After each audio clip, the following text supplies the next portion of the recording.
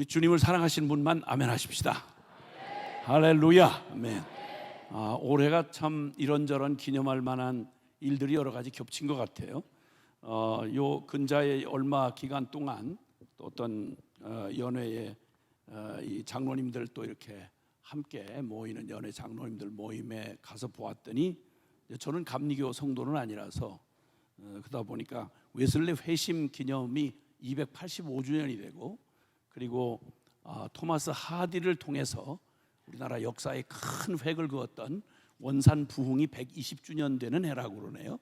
바로 지난 토요일 날에는 우리나라 역사에서도 그렇지만 여의도 광장이 지금처럼 안 있고 완전히 뚫려 있을 때 초유의 사건, 역사 이래로 하여튼 그게 무슨 콘서트든 뭐든 다 종교 행위부터 시작해서 예능까지 합쳐서 전 세계에서 100만을 넘는 초유의 그런 모임이 1973년 빌리그레암 목사를 통해서 여의도 광장에서 있었던 그 해로부터 지금 50주년이 됩니다.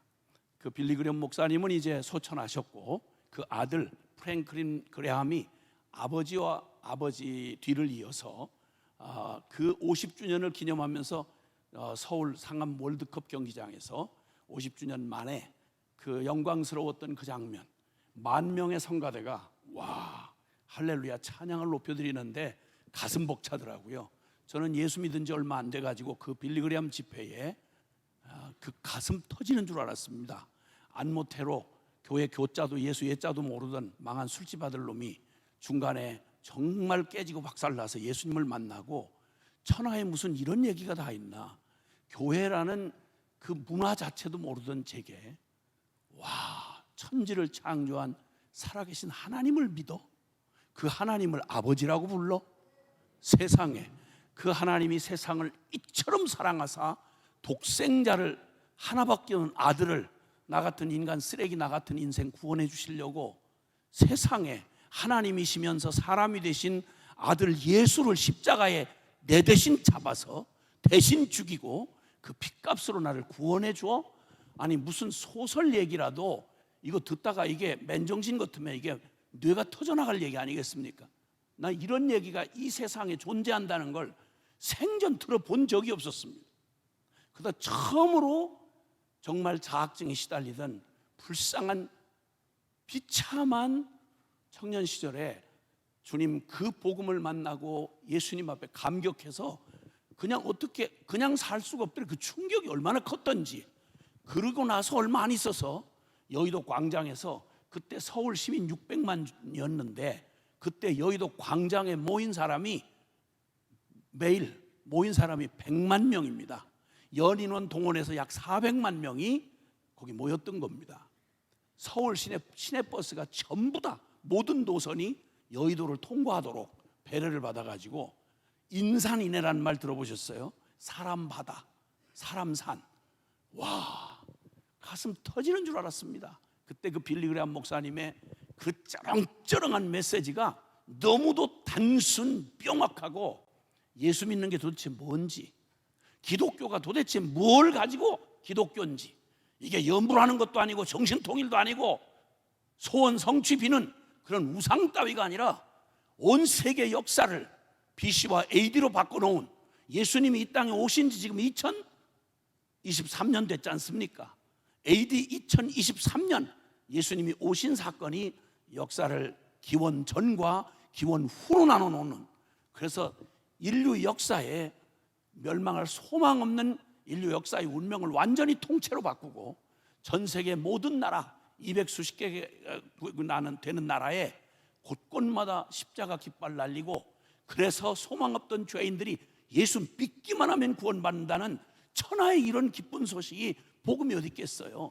이걸 듣고 와 그때 그 복음이 전해지던 여의도 광장에 가슴 떨리는 그 일이 있고 나서 50년 주님 앞에서 너무너무 큰 감격에 미친 듯이 행복해서 주님 만나가지고 딱 제가 기도도 모르고 아무것도 모르는 제가 요한복음 3장 16절 진리의 말씀이 믿어지던 날, 요한복음 3장 16절이 뭔 말씀인지는 다 아시잖아요.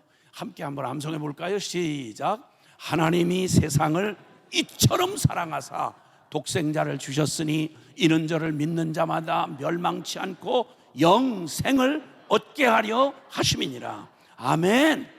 이걸 말 그대로 곱씹어서 한번 생각해 보세요.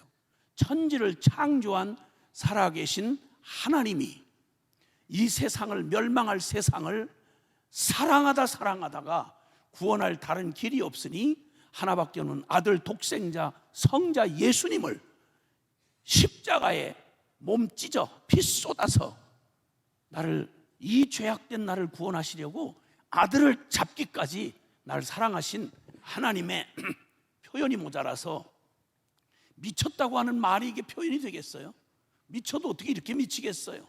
쓸만한 인간이 아니라 완전히 쓰레기 잡탕 같은 지옥에 천어도 아깝지 않을 죄인 놈들을 사랑하다 미쳐서 하나밖에 없는 예수를 내 대신 십자가에 죽였다. 그리고 그분이 죽음의 사망 권세를 깨뜨리고 사흘 만에 부활하셔서 그를 믿는 모든 인생 안에 예수와 함께 옛 죄의 종로로 타던 나의 끔찍한 비극적인 인생, 예수와 함께 십자가에 못 박혔고 이제는 내가 사는 것 아니요 나를 내 이름표 달고 내가 되어 죽었다가 부활하신 예수의 부활을 믿는 자마다 그 부활한 새 생명을 우리 안에 주셔서 나 죽고 예수 사는 이 기적 같은 생명을 우리에게 주셨다. 이게 성경 전체의 복음이고 이게 기쁜 소식이다 이 말입니다.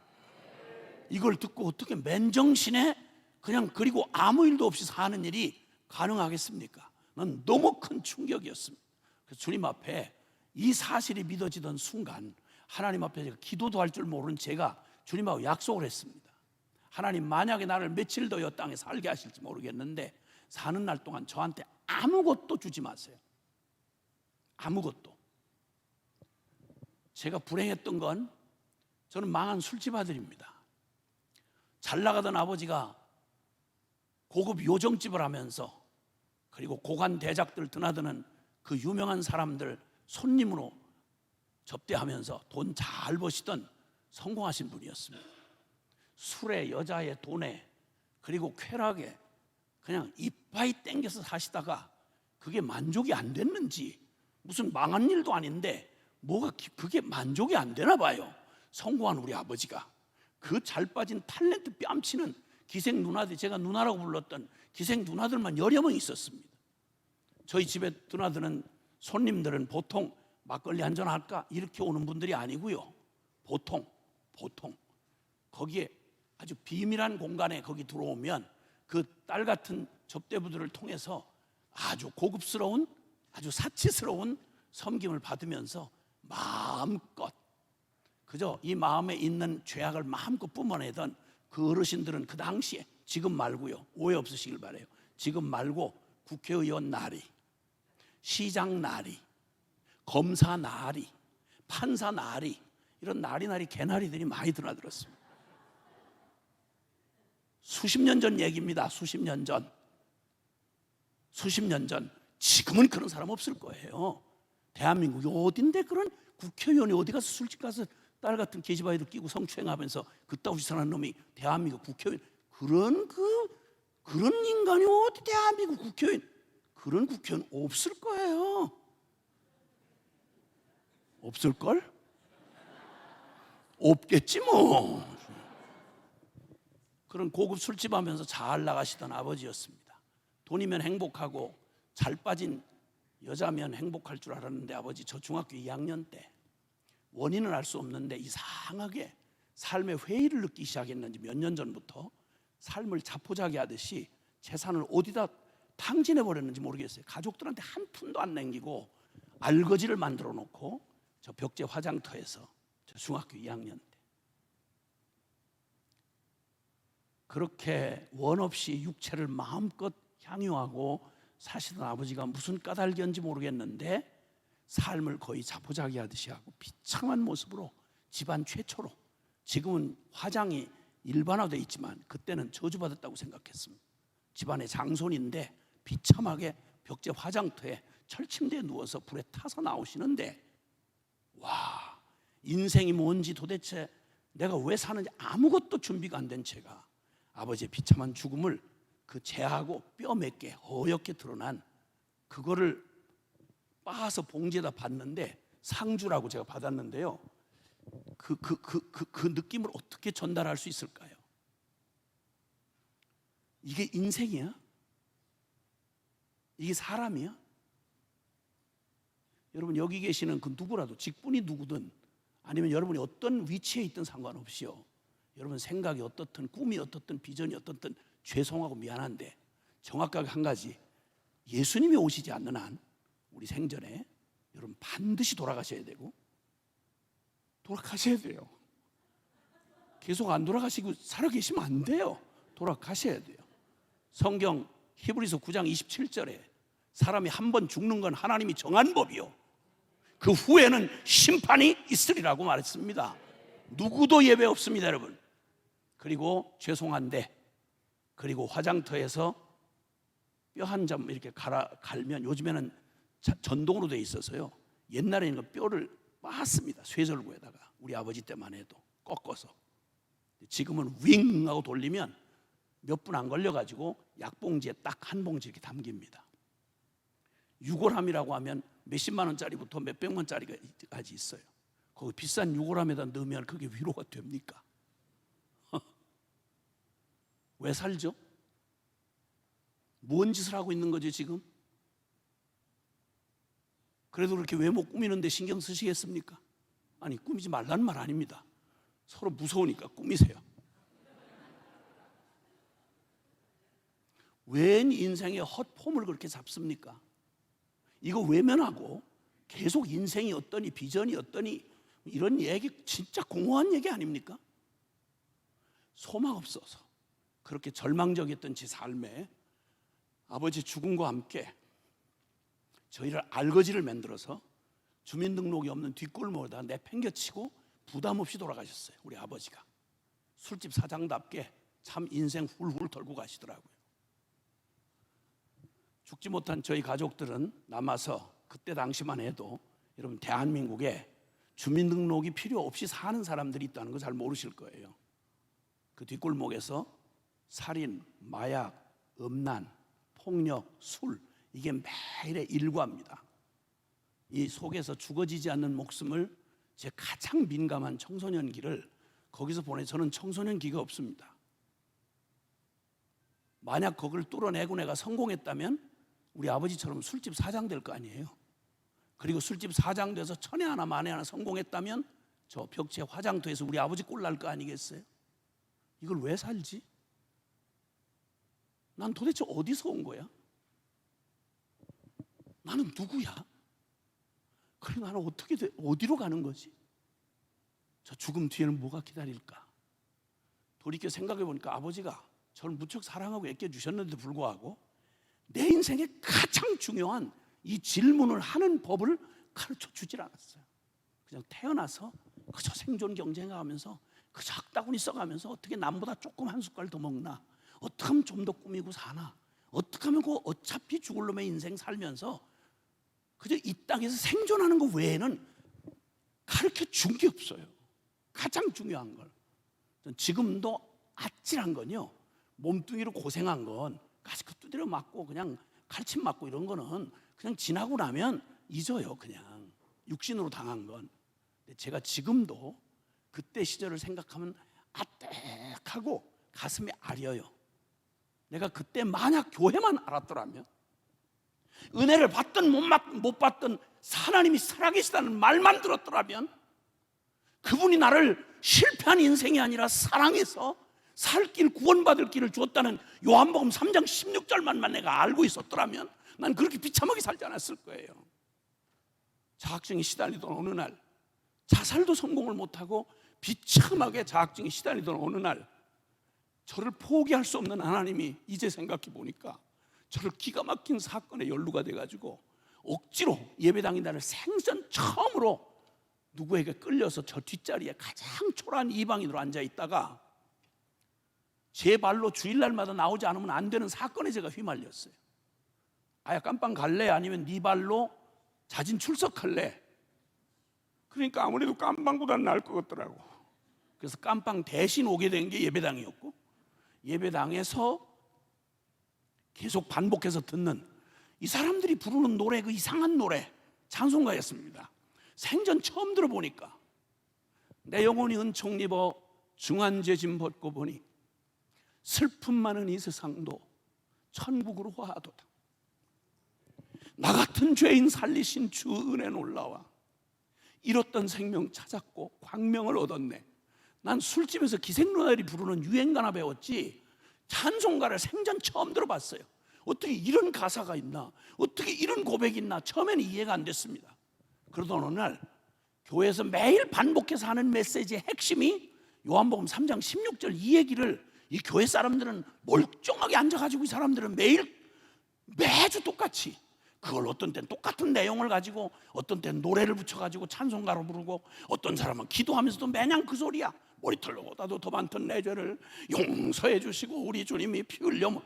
내용을 듣고 보면 다 똑같은 얘기야. 강단에서 설교한다는 분도 뭐 그냥 말만 이렇지 그냥 내용은 소재는 딱 하나를 가지고 이걸 가지고 그냥 국 끓여 먹고 삶아 먹고 튀겨 먹고 볶아 먹고 그냥 소재가 너무 단순해.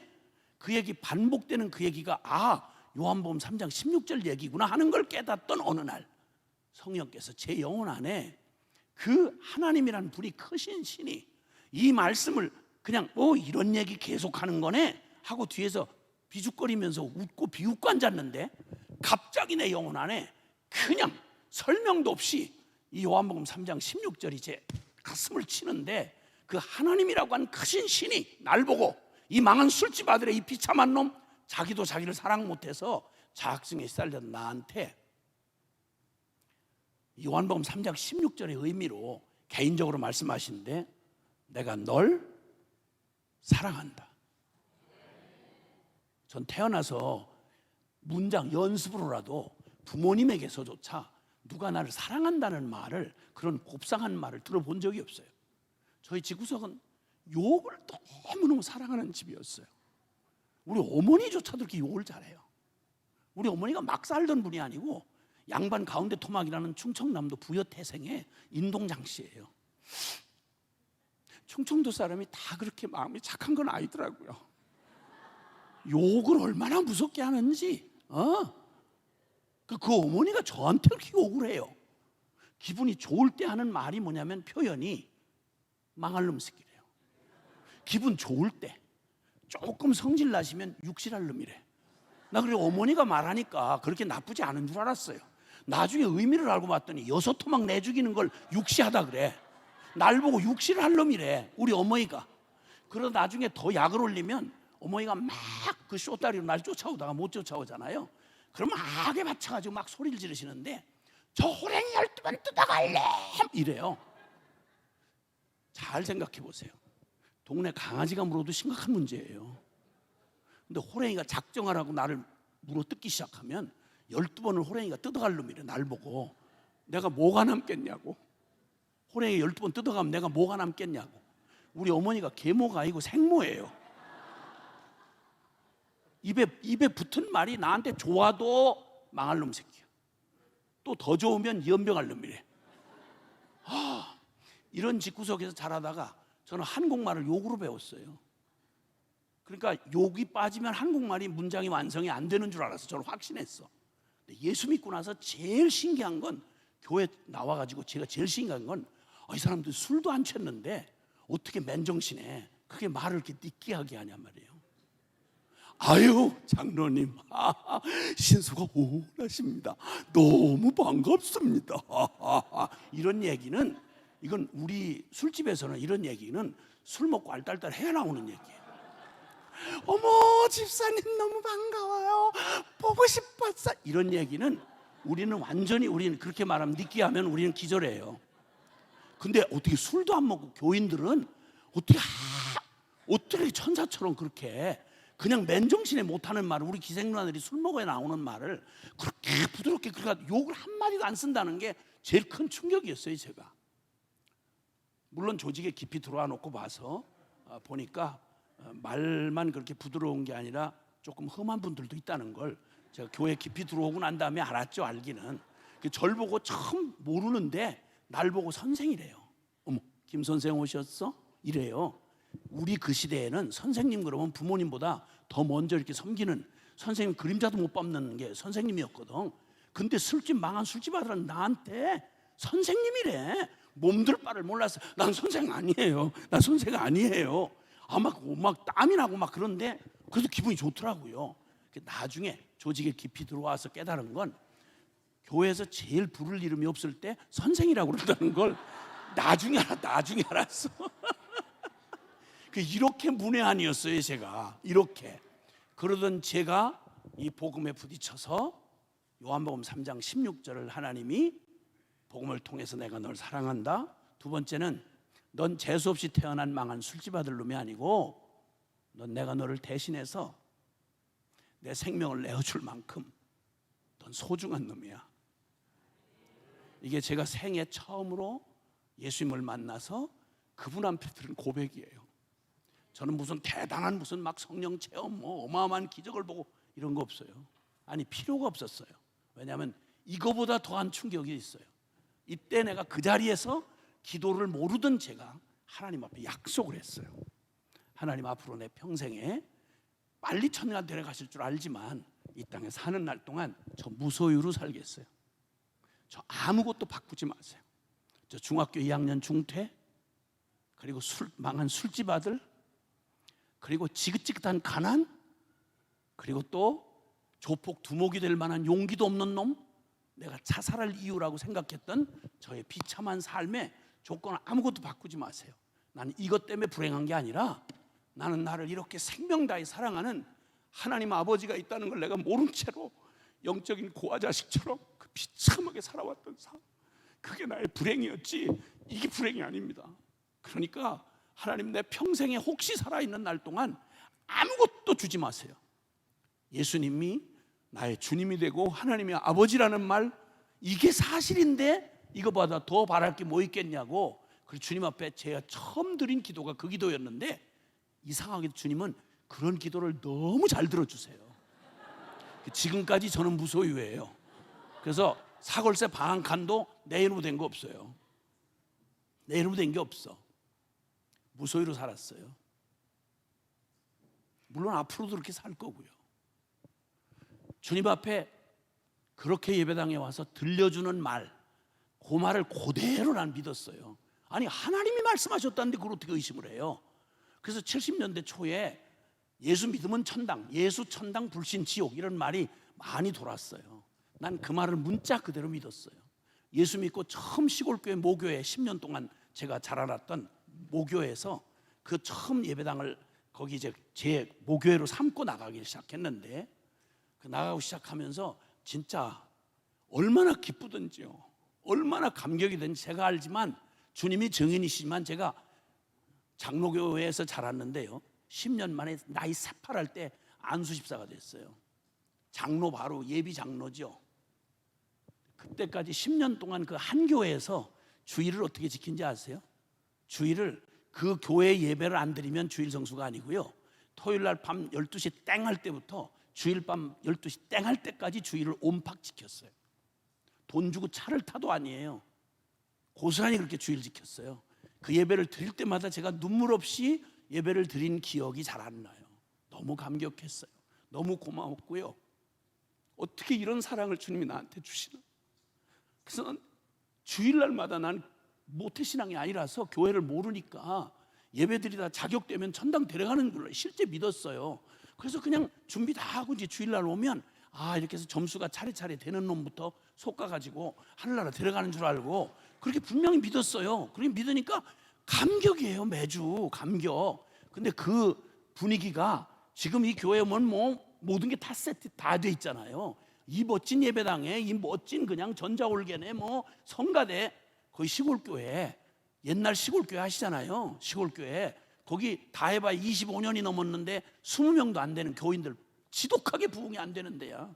거기 전부 다 무식한 할마이들, 그저 병든 남자들, 그냥 어디 노가다 하는 남자들, 그냥 세상 말로 하면 천민들이 모이는 그런 아주 지독하게 부흥이 안 되는 곳인데, 젊은 놈 제가 이제 갔는데 찬송을 하는데요, 찬송가가 곡조 붙은 이 악보를 볼 줄 모르니까 다 무곡 찬송이야.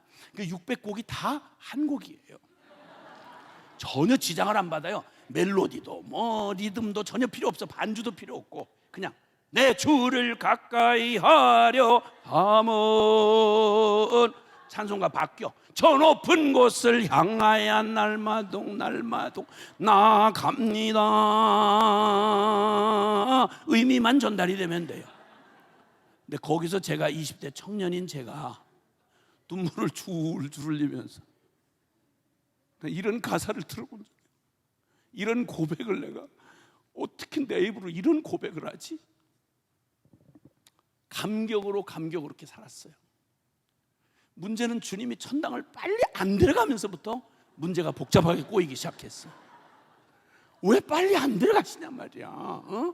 그러니까 이 믿음 좋은 청년을 그냥 둘 리가 없잖아요. 웬 여자 하나가 날 따라다니기 시작했어요. 진짜 너무 따라다니니까 미안해서 어떻게 결혼을 안 하냐고. 천당 갈 때는 가더라도. 그래서 결혼을 했죠. 했더니 애를 또 차례차례 주시네. 70년대부터 애를 낳기 시작했으니까. 그러니까 그때는 박통 시절에 애만이 나면 이거 완전히 국가에 해를 끼친다고 생각해가지고 애 안 낳는 게 애국운동이었어요. 그때는 애 둘 이상만 나면 호적 안 올려준다, 뭐 세제 혜택 안 준다, 공갈 협박, 국가로부터 핍박을 받았다고. 애를 막 계속 주시는 거야. 세상에 낳는 쪽쪽 딱 낳는데 뭐 이걸 무슨 말 하겠어요. 첫아들 딱 주시는데 어떻게 죄인 가문에 아들을 주셔. 너무 감격해서 그때 막 은혜 받고 막 뜨거울 때인데 그래가지고 요한계시록 2장 10절 죽도록 충성하라 그리하면 생명의 멸류관을 내게 주리라 이 말씀이 생각이 나가지고 아들 이름이 김충성이에요. 죽도록 충성하라. 그리고 그냥 그 다음에 막 줄줄이 주님께서 막 주시는데 이걸 어떻게 말씀대로 살아야 되는 거 아니겠어요? 그래서 주님의 조건 없는 사랑 이내, 그 다음에 둘째 이 딸 낳는 이내, 그 다음에 또 딸이 나와. 이 백성은 내가 나를 위해 지었나니 나의 찬송을 부르게 하려 말을 사다. 이사야 43장 21절의 말씀을 막 은혜를 받고 있는데 셋째 딸이 태어났으면 이름을 뭐라고 짓겠냐고. 김찬송이지. 만사가 막 범사가 다 그냥 전부 가만히 보니까 전부 은혜 응답이야. 내 믿음 좋아서 난 천당 가고 난 이렇게 축복하는 줄 알았더니 세상에 믿음을 알아가면 알아갈수록, 성경을 알아가면 알아갈수록 이건 전부 주님의 응답이더라고. 그냥 당연한 줄 알았는데 당연한 것 하나도 없이 이건 하나님의 모든 것이 은혜였어. 야, 그 은혜가 막 임하는데 넷째 딸이 태어난 거예요. 약간의 망설임은 있었지만 어떻게 그 좋은 고백을 비켜가냐고. 김응답, 우리 딸 이름이에요. 그리고 주님이 이 천국 복음이 모든 민족에 증언되게 온 세상에 전파들이 그제야 끝이 오리라. 마태복음 24장 14절 말씀, 선교에 대해서 선교가 완성이 돼야 그렇게 기다리는 주님이 재림하신다는 거예요. 여러분 재림 믿으세요? 그럼 주님 오늘 밤 오셔도 괜찮겠어요? 이제 막 결혼해야 되는데 지금 오시면 안 되는데 그래도 시집은 가보고 가야지. 이런 따님들 있나? 주님 오셔야 돼요. 아멘. 근데 나이 많이 드신 권사님, 장로님도 주님이 금방 오시면 큰일 날 것처럼 살더라고요. 요즘에 주여 맛집만 찾아다니고 예수님 만날 준비 전혀 안 하고 사시는 장로님들 보면 난 희한해요. 저 양반이 어떻게 다 장로님이 됐나? 천당은 농담인가? 지옥 갈 운명 저거 걱정도 안 되나? 이런 생각이 들어요. 죄송해요. 제 과거를 얘기하는 이유는 제가 지금 말하고자 하는 성경에 있는 이 진리, 기독교가 이걸 믿는다고 말하는, 기독교가 중개업을 데가 아니고 정신통일하는 데가 아니면 이걸 믿는다고 말하면 그 믿음 그대로 사는 사람의 반응이 어때야 되는지 나 같은 놈은 누가 준비시킨 게 아니고 이게 실제로 믿어져서 뒤집어져 가지고 그리고 믿어서 여기까지 왔는데 나는 모든 분들이 예배당에 앉아있길래 모두가 다 그렇게 똑같이 이 엄청난 충격적인 얘기. 아니 십자가만 생각해 보라고. 난 넥타이를 메고 다니는 게 아니, 넥타이 저도 한동안 메고 다녔는데 그냥 못하겠어요. 그래서 보시죠. 그냥 넥타이 대신 십자가 메고 다니는 게 훨씬 그래도 성경적 아니겠어요? 넥타이가 십자가로 보이세요? 그건 아니죠. 우리 민족이 원래 넥타이 매는 민족이 아니에요. 그래서 저도 십자가 이걸 잊지 말자. 하도 그냥 무슨 농담처럼 취급을 하니까. 하도 교회 다니는 사람이 다른 건 어쩌면 그렇게 잘하는데 십자가는 몰라. 아무런 의미가 없어. 그리고 여기 여러분 다 명품 요즘에 다 걸치고 다니시잖아. 그냥 그 명품 다니고 뭐 그냥 거기 광고료 받으세요? 명품 구두에다가 백에다가 티셔츠에다가 잠바에다가 전부 뭐 노을스 페이스 뭐 좀 비싼 뭐 이런 명품 브랜드 이거 다 광고하고 다니시면서 광고비 받으시냐고 회사한테. 안 받으시잖아. 그럼 어차피 말로도 전도를 못 하는데 안 그러면 가슴 팍에다 새기고 다니면 싫어도 딴 사람이 볼 거 아니에요. 이렇게라도 전도를 하도록 여기다 새기고 다녀. 그래 티셔츠만 입은 지 십수년이 돼요 지금. 그때 어떤 방송국 사장이 저를 만나가지고 하는 말이, 아이고 그 난닝구만 입고 다니시는 분 이러더라고. 나 무식하기 짝이 없더라고. 방송국 사장님도 무식해요. 무식해. 보기만 하면 눈길을 외면할 수 없도록. 아니 평생에 자랑하다가 외칠 복음이 이 복음이고, 이 소망에 천국 소망에 주님과 함께 웨슬레 고백처럼 평생에 웨슬레 선생님 가장 영광스러운 일이 뭡니까? 그랬더니 다른 영광이 아니네. 내가 사랑하는 주님과 함께 동행했다는 것보다 더 영광이 어디 있겠나. 사랑하는 여러분, 저는 그래서 이렇게 저의 간단한 저의 간증과 고백을 했습니다. 지금 이 시간 이후로 제가 말하는 내용의 농도는 같은 단어를 쓰고 같은 문장을 쓰지만 제가 말하는 이 전달하는, 저희가 전달한 제 증인된 제가 쓰는 말의 강도는 이런 의미라는 걸 알고 들으시면 도움이 되실 거예요. 아멘. 여러분에게도 하나님은 살아 계신 하나님이십니까? 지금도 역사하시는 분이십니까? 그리고 그분이 나를 저 영원한 지옥 심판에서 나를 구원하시기 위해서 내 죄값을 내 이름표 달고 내가 되어 십자가에 죽으시고 묻히셨다가 사흘 만에 다시 부활하사 지금도 내 생명이 되어 내 안에 내주하시는 바로 그 살아계신 주님이심을 믿으십니까? 아멘. 기독교는 태생부터 그랬습니다. 그 복음 때문에 기독교는 여기 서 있고, 그리고 그 기독교가 이게 사실이면, 이게 만약 이 복음이 농담이 아니고 죽은 신학 이론이 아니라 이게 사실이라면 반드시 살아계신 주님을 만나고 그리고 아무 일도 없었다, 그런 일은 있을 수가 없습니다. 여러분, 어떻게 이 놀라운 주님을 나의 주님으로, 그것도 잠깐 만나고 악수하고 헤어진 것도 아니고 그분과 운명을 같이 해서 그분과 함께 죽고 그분과 함께 다시 살았다는 게 기독교 복음의 핵심인데, 이걸 믿고 이걸 고백하고 이것 때문에 세워진 게 교회며, 교회는 다른 어떤 상징보다 가장 끔찍한 십자가를 교회의 심볼로 삼습니다. 왜요? 기독교에 자랑할 게 얼마나 많습니까? 역사 내내 어떤 종교를 다 그러다 모아도 기독교가 자랑할 만한 수많은 것들 중에 성공, 능력, 부, 세계적인 예술, 어떤 것도 여러분 기독교를 능가할 게 없어요. 근데 왜 하필이면 가장 끔찍한 십자가를 기독교의 심볼로 삼습니까? 왜 갈라디아서 6장 14절에 복음의 정말 사도 중 사도였던 바울은, 그러나 내게는 그리스도 예수의 십자가 외에는 결코 자랑할 것이 없다. 여러분에게도 십자가는 그런 의미이십니까? 십자가 빼면 기독교는 무슨 의미입니까?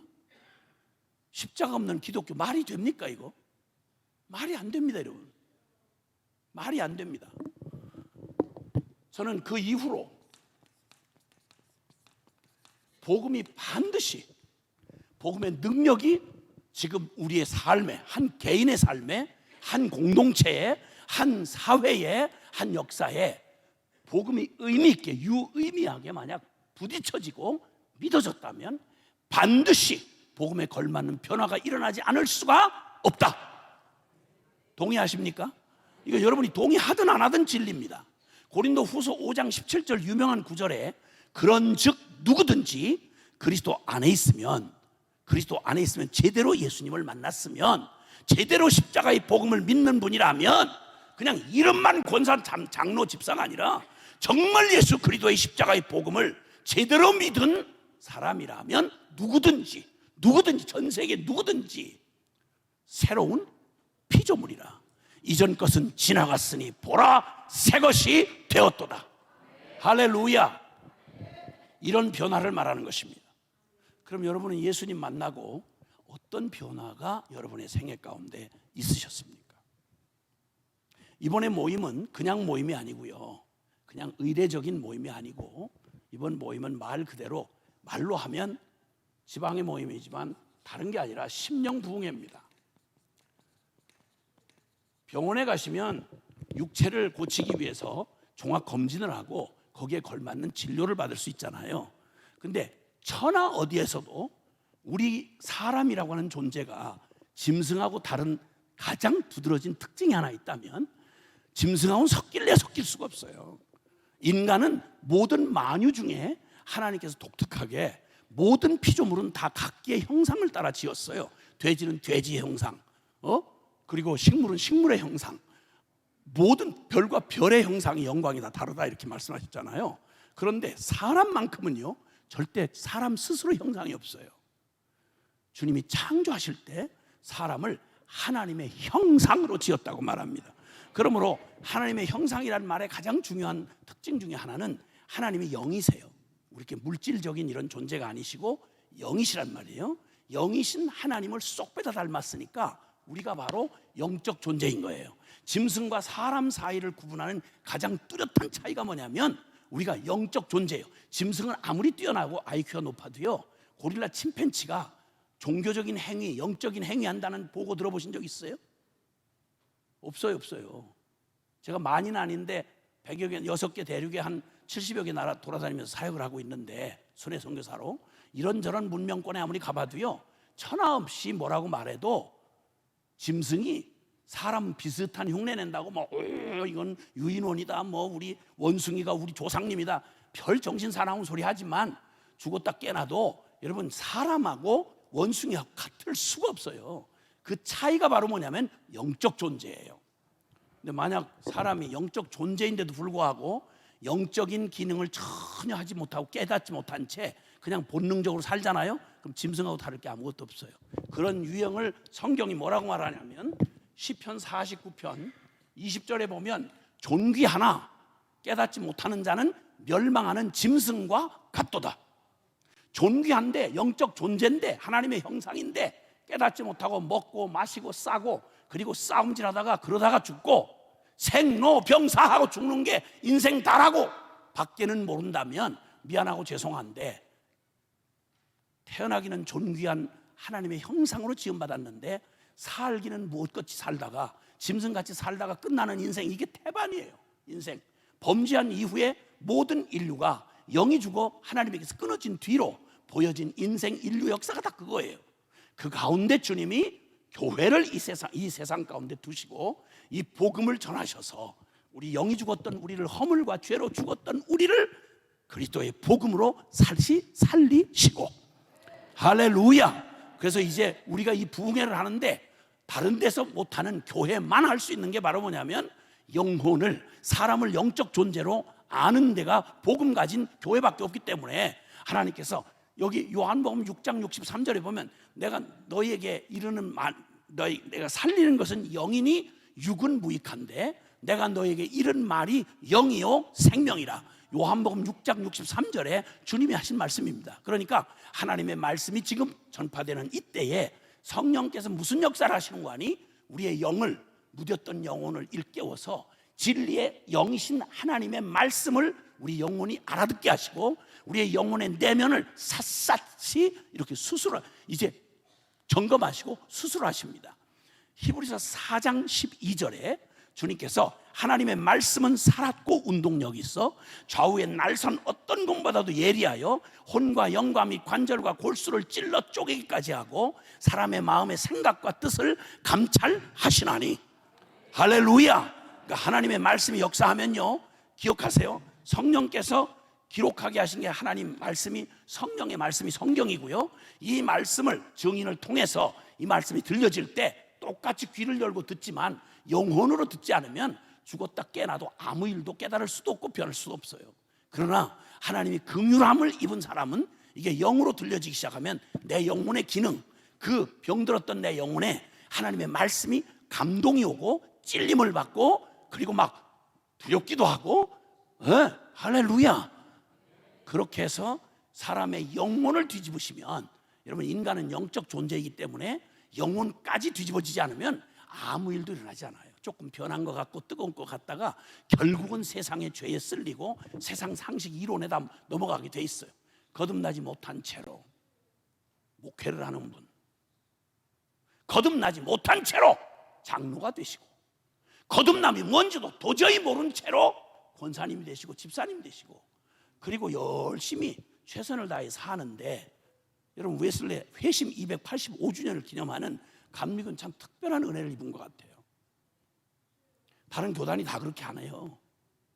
잘 아시지만 웨슬레라고 하는 사람, 목사의 아들로, 그리고 대학 때 젊은 날에 대학 때 그 타락한 대학 문화 속에서 호리클럽을 만들어, 거룩한 모임을 만들어 가지고, 그냥 그때 메도디스트라는 규격주의자라는 그런 별명이 붙었다고 그러잖아요.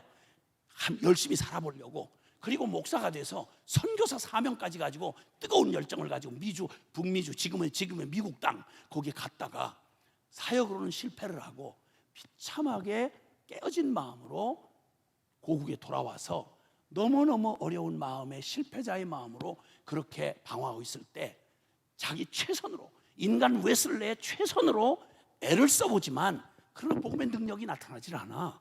그랬다가 그 지쳤던 그의 심령이 별 기대감 없이 그냥 우리 꼭 집회에 오는 우리의 모습처럼 별 기대감 없이 그냥 올드스게이트 가에 있었던 성경 클럽 모임에서 다른 것도 아니고 의인은 믿음으로 말미암아 살리라는 로마서 1장 17절의 그 말씀, 로마서 서문을, 로마서 주석 서문을 누군가 읽어주고 있는데, 의인은 믿음으로 말미암아 살리라. 우리의 행위나 우리의 열심이나 자격으로 구원받는 게 아니라 하나님의 전적인 은혜를 오직 믿음으로 구원받는다.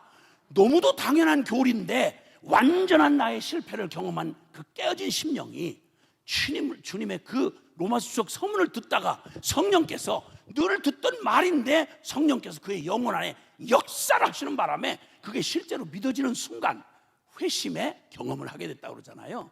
한 개인에게 일어난 회심이 무슨 대단한 일일까 싶은데 잘 아시나요? 전 세계의 감리교가 요한 웨슬레 없이 가능하지 않잖아요. 오늘 이 밤에 모든 사람이 함께 은혜를 받으면 좋겠지만 오늘 이 밤 단 한 분에게라도 만약 요한 웨슬레에게 역사하셨던 성령 하나님이 천하의 누구도 못 바꾸는, 우리 부모도 못 바꾸고 천하 없는 강사와도 안 바뀌는 그 고래심줄 같은 죄인들의 심령 안에 늘 들었던, 평생 들어도 아무 일도 없었던 너무도 단순한 이 복음이 오늘 성령께서 우리의 영혼을 그냥 강탈을 해버리시면, 이 중에 한 사람만 만약에 요한 웨슬레처럼 뒤집어지면 가장 어린 젊은이에서부터 시작해서 가장 병들고 유약한 노인에 이르기까지 나이 80의 모세는 하나님을 호렙산에 다시 만나고 역사를 뒤집어 놓는 하나님의 역사에 쓰임받았습니다. 영원한 하나님 앞에 나이를 자꾸 얘기한다는 거 얼마나 부끄러운 얘기인지 아시죠? 나이 몇 살이나 먹었다고 나이 하고 있냐 말이야. 영원하신 하나님 앞에서 말이 안 되는 얘기 아니겠어요? 나이 85세 때 젊은 놈들이 겁에 질려가지고 약속의 땅 헤브론을 그 앞에서 질질 매고 있을 때 가장 나이 먹었던 나이 85세의 갈렙이, 하나님은 변하지 않는데 45년 전 여호수아여 당신이 증인이지만 하나님 앞에서 다 두려워 떨 때 우리가 다른 결론도 아니고 하나님이 그렇게 하신다는데 우리는 믿고 순종하면 우리 밥 아니냐, 이렇게 말했던 그날의 그 믿음. 왜냐하면 믿음이 나에게 있는 게 아니라 내가 믿는 바로 그분에게 있기 때문에, 하나님은 45년 전의 하나님이나 지금의 하나님이나 똑같은 하나님이니까 그 산지를 내게 주소서, 내 늙은 내가 앞장서 가겠노라고 85세의 갈렙이 역사의 돌파구를 뚫어내는 이런 일들 충분히 오늘 이 밤에 일어날 수 있는 것입니다. 안 된다, 지금은 어렵다, 코로나 이후에 한국 교회 뭐 더 이상 힘들다, 모든 이 세대가 차이가 나서 안 된다, 누가 그런 말 합니까? 하나님은 살아 계십니다. 2000년 역사 속에 복음은 어디서나 저항을 받았고 복음을 전하기 좋았던 시대는 어디도 없습니다. 화려했던 지난 전후 70년 동안 한국 교회는 넋을 잃어버린 거예요. 너무 겉보기에 그냥 예배당 멋있게 짓고 교단 커지고 그냥 교회 안에서 생색낼 일들이 너무 많아지니까 정신줄 놓고 하나님은 없는 기가 막힌 영적 위기가 온 건 고난 때문에, 어려움 때문에 온 게 아니라 배불러서 그런 겁니다. 위기라고 할 게 아무것도 없습니다. 북한 땅은 지금 3대 4대째 예수 믿으면 정치범 수용소 가요. 역사의 가장 끔찍한 생지옥을 살면서도 놀라운 건 지금 그 속에 우리가 거기 안타까워서 기도한다고 그러는데 죄송한데요, 그분들이 남한 교회 위해서 기도해 줘요. 너무 불쌍해서. 먹고 살기에 조금 기름지게 앉았다고 영혼은 푹 썩어 주저앉은 채로 영적인 중풍병자가 되어서 세상 없는 일에 해답이 다 있는데, 기도하면 사는데 기도를 못하는 거예요. 기도를. 교회가 이쯤 위기에 닥쳤는데 코로나 3년에 10,000개 교회가 문을 닫았답니다. 들어보셨어요? 교회가 무슨 교회인데 세조 못 내서 문 닫는 거야? 건물 문 닫는 거야? 닫을 수 있죠. 근데 예배당 세문대서 문 닫았다고 교회가 없어지는 교회예요? 누가 그렇게 가르쳐줬나요? 어떤 배부른 교인, 교계 지도자가 있다고 소리 했나요? 이 사기꾼 같은. 교회가 주님의 교회인데, 몸된 주님의 교회인데 예배당 세조 못 내서 문 닫았다고 예배당이 없어지는 예배당입니까? 나라 대통령 하나 껍적거리고 예배당 예배 드리지 마십시오. 전후 70년에 기가 막힌 일을 지난 정권 때 겪었죠. 뭔 겁에 질려서 귀때기 한번 맞은 적이 없는데 겁에 질려가지고 지금 아주 나가자 빠진 채로, 이 방송 듣고 계시는 분들 혹시 있으면, 이 방송 송출되는지 모르겠는데 잘 들으십시오. 예수님 안 만나십니까? 안 만날래요? 그냥 천당 안 가고 그냥 대강 그저 무늬만 이렇게 흉내내다가 이렇게 복음을 취급하고 주님 만나서 천당 갈 염치는 있겠습니까? 나오세요. 이제 제가 전국을 다니면서 이거 이대로 하면 안 되겠다, 무슨 일에 이러고 앉아있나 싶어서 예수 교회를 회복하자고 외치고 지금 다니고 있습니다. 교회가 뭔지 좀 제발 좀 이제는 알라고, 제발 정신 차리고 알라고. 예배당이 교회는 아니잖아요. 예배 드리는 거룩한 처소일 수는 있겠지만 교회는 바로 저와 여러분 아닙니까? 예수를 그냥 동의하는 정도가 아니라 살아계신 주님과 함께 그 동행하는 이 믿음을 가지고 살아가는, 우리는 다른 무슨 종교가 아니라 정신통이라는 죽은 신학적 개념이 아니라 종교 따위가 아니라 기독교는 생명입니다. 여러분, 고린도전서 4장 19절 이하에 내가 너에게 가서 너희 말을 알아볼 것이 아니요 능력을 알아보노니 하나님의 나라는 말에 있지 아니하고 능력에 있음이라. 아멘. 주님은 우리에게 실제로 나의 삶을 지금도 실제로 주인이 돼서 결정하시고 나를 이끄시는 주인이셔야 합니다. 그분은 실제로 나의 삶의 왕이셔야 합니다. 우리가 믿고 안 믿고 예수님 도와드릴 이유가 전혀 없습니다. 미안하지만. 그러나 적어도 내가 나한테 속진 말아야 될 거 아니에요. 믿는 줄 알았는데 주님이 나를 마지막 날에 난 너를 도무지 모르겠다. 여러분, 이 끔찍한 일이 여러 차례 예수님에 의해서 경고됐어요. 마태복음 7장 21절 이하에 보면 마지막 날에 예수님이 직접 하신 말씀입니다. 마지막 날에 나더러 주여 주여 하는 자가 다 천국에 들어갈 것이 아니요 아버지 뜻대로 행하는 자라야 천국에 들어갈 것이다. 그때 22절에 많은 사람, 그것도 유명한 사람들이 나와가지고 주여 주여, 우리가 주의 이름으로 귀신을 쫓아냈고 주의 이름으로 많은 권능을 행했고 주의 이름으로 선지자 노릇하지 않았습니까? 하리니 23절 그때 밝히 말씀하시되 이 불법을 행한 자들아, 난 너희를 도무지 알지 못하니 내게서 떠나가라. 여러분, 귀신 쫓아내고 권능 행하고 여기 선지자 노릇했다는 말은 오늘날 말하면 신학 박사란 말인데, 이 정도쯤 삼박자를 갖춘 주의 종, 능력의 종, 불의 사자 정도 되면 기독교계에서 모를 분 있겠어요? 이런 분도 그 자격을 가지고 천당 갈 사람은 한 명, 눈꼽만큼도 있을 수 없다는 말입니다. 기독교는 신학적 죽은 개념이 아니라 관념 따위가 아니라 살아 계십니다. 그 주님을 만났다 그러면 변화가 나타나지 않을 수가 없다는 것입니다. 자, 그러면 이제 한 가지 분명하게 결정하고 이번 집회 기간에 다른 사람 뭐 많이 모이고 안 모이고 이런 거 신경 쓰지 마세요.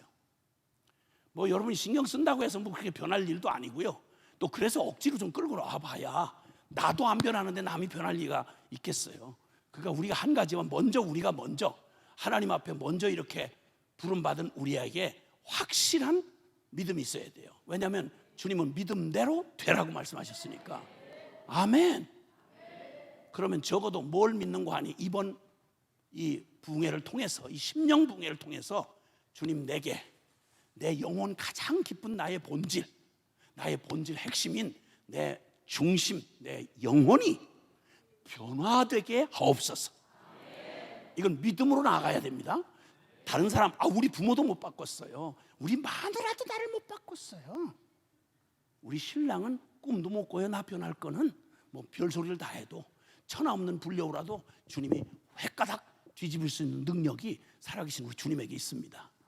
천하 없는 맷돌 아래쪽 같은 진짜 변하기 어려운 골 때리는 그런 남자도 주님께서 얼마든지 바꾸려고 한순간에, 여러분 그 펄펄 뛰던 역사의 그 반항자 사울을 뒤집어서 바울 만드셨잖아요. 할렐루야. 이게 복음인 것입니다, 여러분. 이게 복음입니다. 자, 그러니까 이 믿음 하나는 확실히 찍어놓고 시작을 해야 되겠습니다. 내가 이렇게 주님 앞에 성경이 말하는 내가 원하는 변화 말고 성경 살아계신 하나님이 복음을 통해서 나를 진짜 변화시키고 싶은 만큼, 하나님이 원하시는 복음만큼 나 그렇게 변화시켜 주세요. 이렇게 소원하시는 분만 아멘합시다. 믿음대로 될지어다. 할렐루야. 아멘, 아멘, 아멘. 자, 그러면 오늘 이런 말씀을 하고 싶은데요, 우리 시편 11편 3절에 보면 터에 대한 얘기를 하는데요, 터가 무너지면 의인은 무엇을 하지? 이런 말이 있습니다. 여러분 예배당이 이렇게 아름다운데요, 건축물을 보면 우리는 대부분 드러난 부분에 주목을 합니다. 얼마나 비싸게, 얼마나 잘 지었는지, 얼마나 아름답게 지었는지 여기에 관심이 많아요. 근데 사실 이 예배당의 다른 부분은요, 혹시 뭐 얼룩이 졌다든지 비가 샌다든지 뭐가 무너졌다든지 뭐가 고장났다든지 이건 별로 그렇게 치명적이지 않습니다. 보이지 않지만 이 건물에서 제일 중요한 부분이 있습니다. 그게 바로 터입니다. 이 터가 흔들렸다, 지진은 흔들렸다. 여러분 아시지만 포항 지진이요, 난지 몇 년 됐잖아요. 지금도 그게 해결이 안 됐어요. 그때 한번 금이 간 건물은요, 멀쩡히 다 남아있는데 못 써요. 위험해서 못 써요. 터가 한번 흔들렸다 그러면 끝이에요. 그럼 여기 이렇게 도전합니다. 터가 무너지면 의인은 무엇을 할꼬? 라고 말합니다. 우리 인생의 터라고 말하는, 우리 인생의 터라고 말하는 내 삶의 수많은 것들이 다 중요하고, 다 먹고 마시고 자고 뭐 시집가고 장가가고 사고 팔고 다 귀하지만, 그 중에 내 인생의 터라고 말할 만큼 이거 흔들리면 큰일 난다고 생각하는 인생의 터라고 생각하는 게 많잖아요. 뭐니 해도 건강 문제 아니겠어요? 그죠? 건강 흔들리면, 내 건강 흔들리면 그냥 끝이에요. 그죠? 그렇다고 대답하세요. 아니 뭐가 못마땅해 대답을 안 하시는 거, 맞는 말 묻는데, 그죠? 인생 다 해봐야 몸뚱이 하나 가지고 사는데, 이거 만약에 한번 어지러워 보세요. 여기 중요 장기에 뭐가 문제 생겨보세요. 없는 혹 하나 생겨나고 이러면 완전히 막 정신없는 거예요. 터가 흔들리는 일이죠.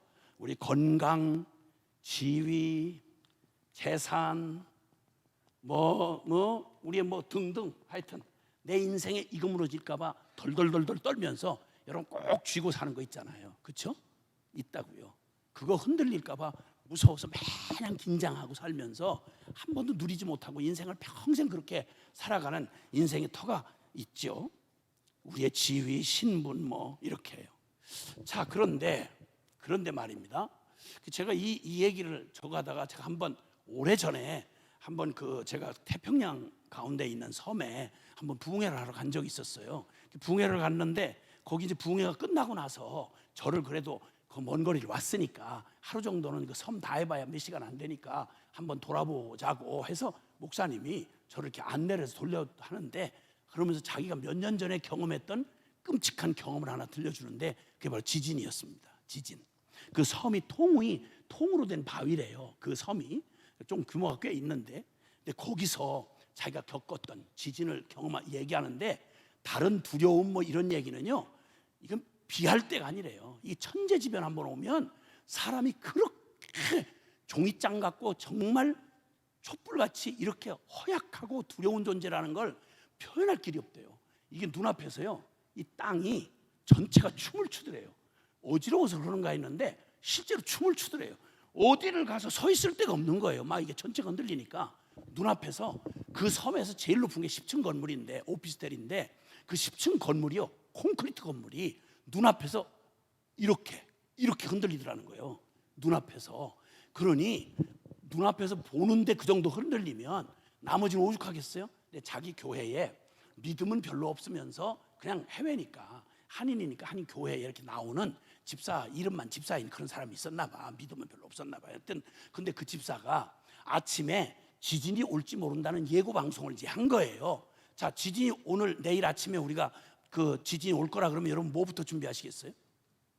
당장 준비해야 될 거 아니에요, 그렇죠? 뭔가 준비해야 되잖아요. 하여튼 그건 여러분 각자가 준비하시면 되고, 근데 이 집사는 이러니 저러니 해도 해외에서 나그네 생활하다 보면요, 뭐니 해도 머니예요.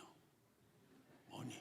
그래가지고 얼마 안 되는 그 작은 무역업을 하는 사람인데 자기 은행에 있는 통장의 잔고를 전부 현찰로 빼는 준비를 한 거예요. 그래서 007 가방에다가 현찰로 달러를 캐시를 이렇게 해가지고 딱 여물게 준비를 하고 만반의 준비를, 지진 맞이할 준비를 한 거죠. 지진이 오기를 바란 건 아니지만 온다면 어떻게 대처를 해야 되겠다고 준비한 게 돈을 준비한 거였어요. 뭐니 해도 머니니까.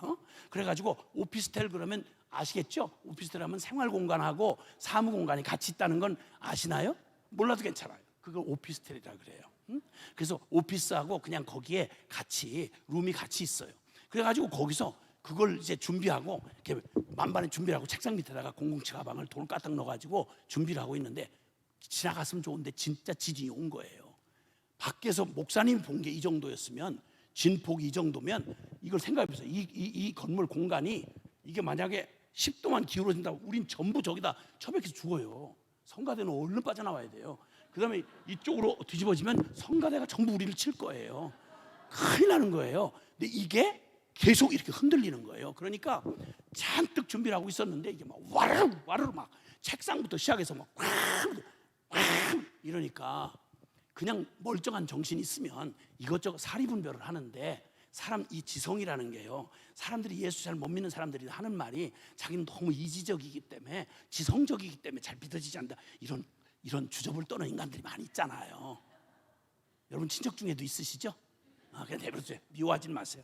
다그다 깨질 날이 오니까. 근데 어쨌든 이 사람도 그 재주 하나 믿고 신앙생활 별로 잘 못하고 사는 사람인데, 제 능력 믿고 사는 사람인데 이게 한번 흔들기 시작하는데 오래 갈 것도 없어요. 인간 지성이라는 게 얼마나 허망한 거냐면, 여러 차례도 말고요, 2차례만 부딪히면 머리를 이쪽으로 쾅, 이쪽으로 쭈르르 가서 쾅 이러면 이성이고 나발이고 다 없어져. 그냥 본능만 나면 본능만. 그래가지고 그냥 그 난리를 치는 속에 그냥 와르르 하는데 돈 가방 놓치면 안 되잖아요. 막 우르르 하면서도 그 목숨 걸고 돈 가방을 붙잡아가지고 10층 계단을, 이런 계단을 막 발목도 안 삐고 그냥 거기를 뛰어내려온 거예요. 주여, 지금 여러분 놀란 것처럼 진짜 발목도 안 삐고 10층을 그냥 흔들리는 속에서 사람 뛰어내려온 거, 정말 생존 본능이 뛰어난 사람이에요. 그리고 막 빠져나왔는데, 이야, 나와서 한숨을 돌며 뒤를 돌아보니까 그 계단으로 이 시멘트 분진이 터져가지고 막 쏟아내리니까 막 빼얗게 시멘트 분진이 일어나는 거야. 야, 그걸 보면서 자기 가슴을 쓸어내면서, 이야, 진짜 나는 정말 대단한 놈이다. 나는 저 속에서 자기가 안 죽고 살아났다는 게 스스로도 감동이 돼가지고 눈물이 한 방울 이렇게 찔끔 나오는데, 근데 그때 그 뽀얀 그 먼지 속에서 뭐가 어린어른하는데 뭔가 살아있는 존재 하나가 거기서 나오는 것 같은 거예요. 뽀얀 걸 뒤집어 쓰고 막 이러고 킥킥거리고 나오는데, 처음에는 몰랐어요. 뒤집어 쓰니까. 그럼 막 이걸 털어내고 막 숨을 쉬려고 막 털어내고 거기 연기를 빠져서 이렇게 가까이 오는데 딱 보니까 어디서 많이 본 얼굴이야. 제가 힌트를 드렸잖아요. 오피스텔이라고. 오피스텔은 사무실만 있는 게 아니라 룸도 같이 있다고 그랬잖아요. 거기에 마누라가 같이 있었던 거예요. 머리만 안 부딪혔더라면, 이성적으로 생각하면 아무리 돈이 급하지만 나중에 후일을 생각해서라도 돈가방하고 한 손에는 마누라 손을 붙들고 나왔어야 될 거 아니에요, 이게. 근데 이게 뭐 어떡하겠어요. 이게 부딪히고 나니까 이성이고 나발이고 그냥 본능만 남으니까 본능 속에서는 여자가 없었어. 본능으로까지 여자를 사랑하진 않았어. 그래가지고 돈가방만 가지고 튀어나왔는데 그 여자가 죽지 않고 살아나온 거예요. 죽었으면 문제가 없지. 그래서 죽지 않고 살아나오는 순간 그 뒤늦게 깨달은 거예요. 이 세상에 지진보다 더 무서운 건 지진에도 죽지 않고 살아나온 마누라가 진짜 더 무섭다는 걸 뒤늦게 깨달았죠. 그놈이 어떻게 됐는지에 대해서는 내가 여러분에게 전달할 용기가 없어요. 여러분 상상에 맡기겠어요. 터가 무너지면 너 뭐 할래? 하고 물으시면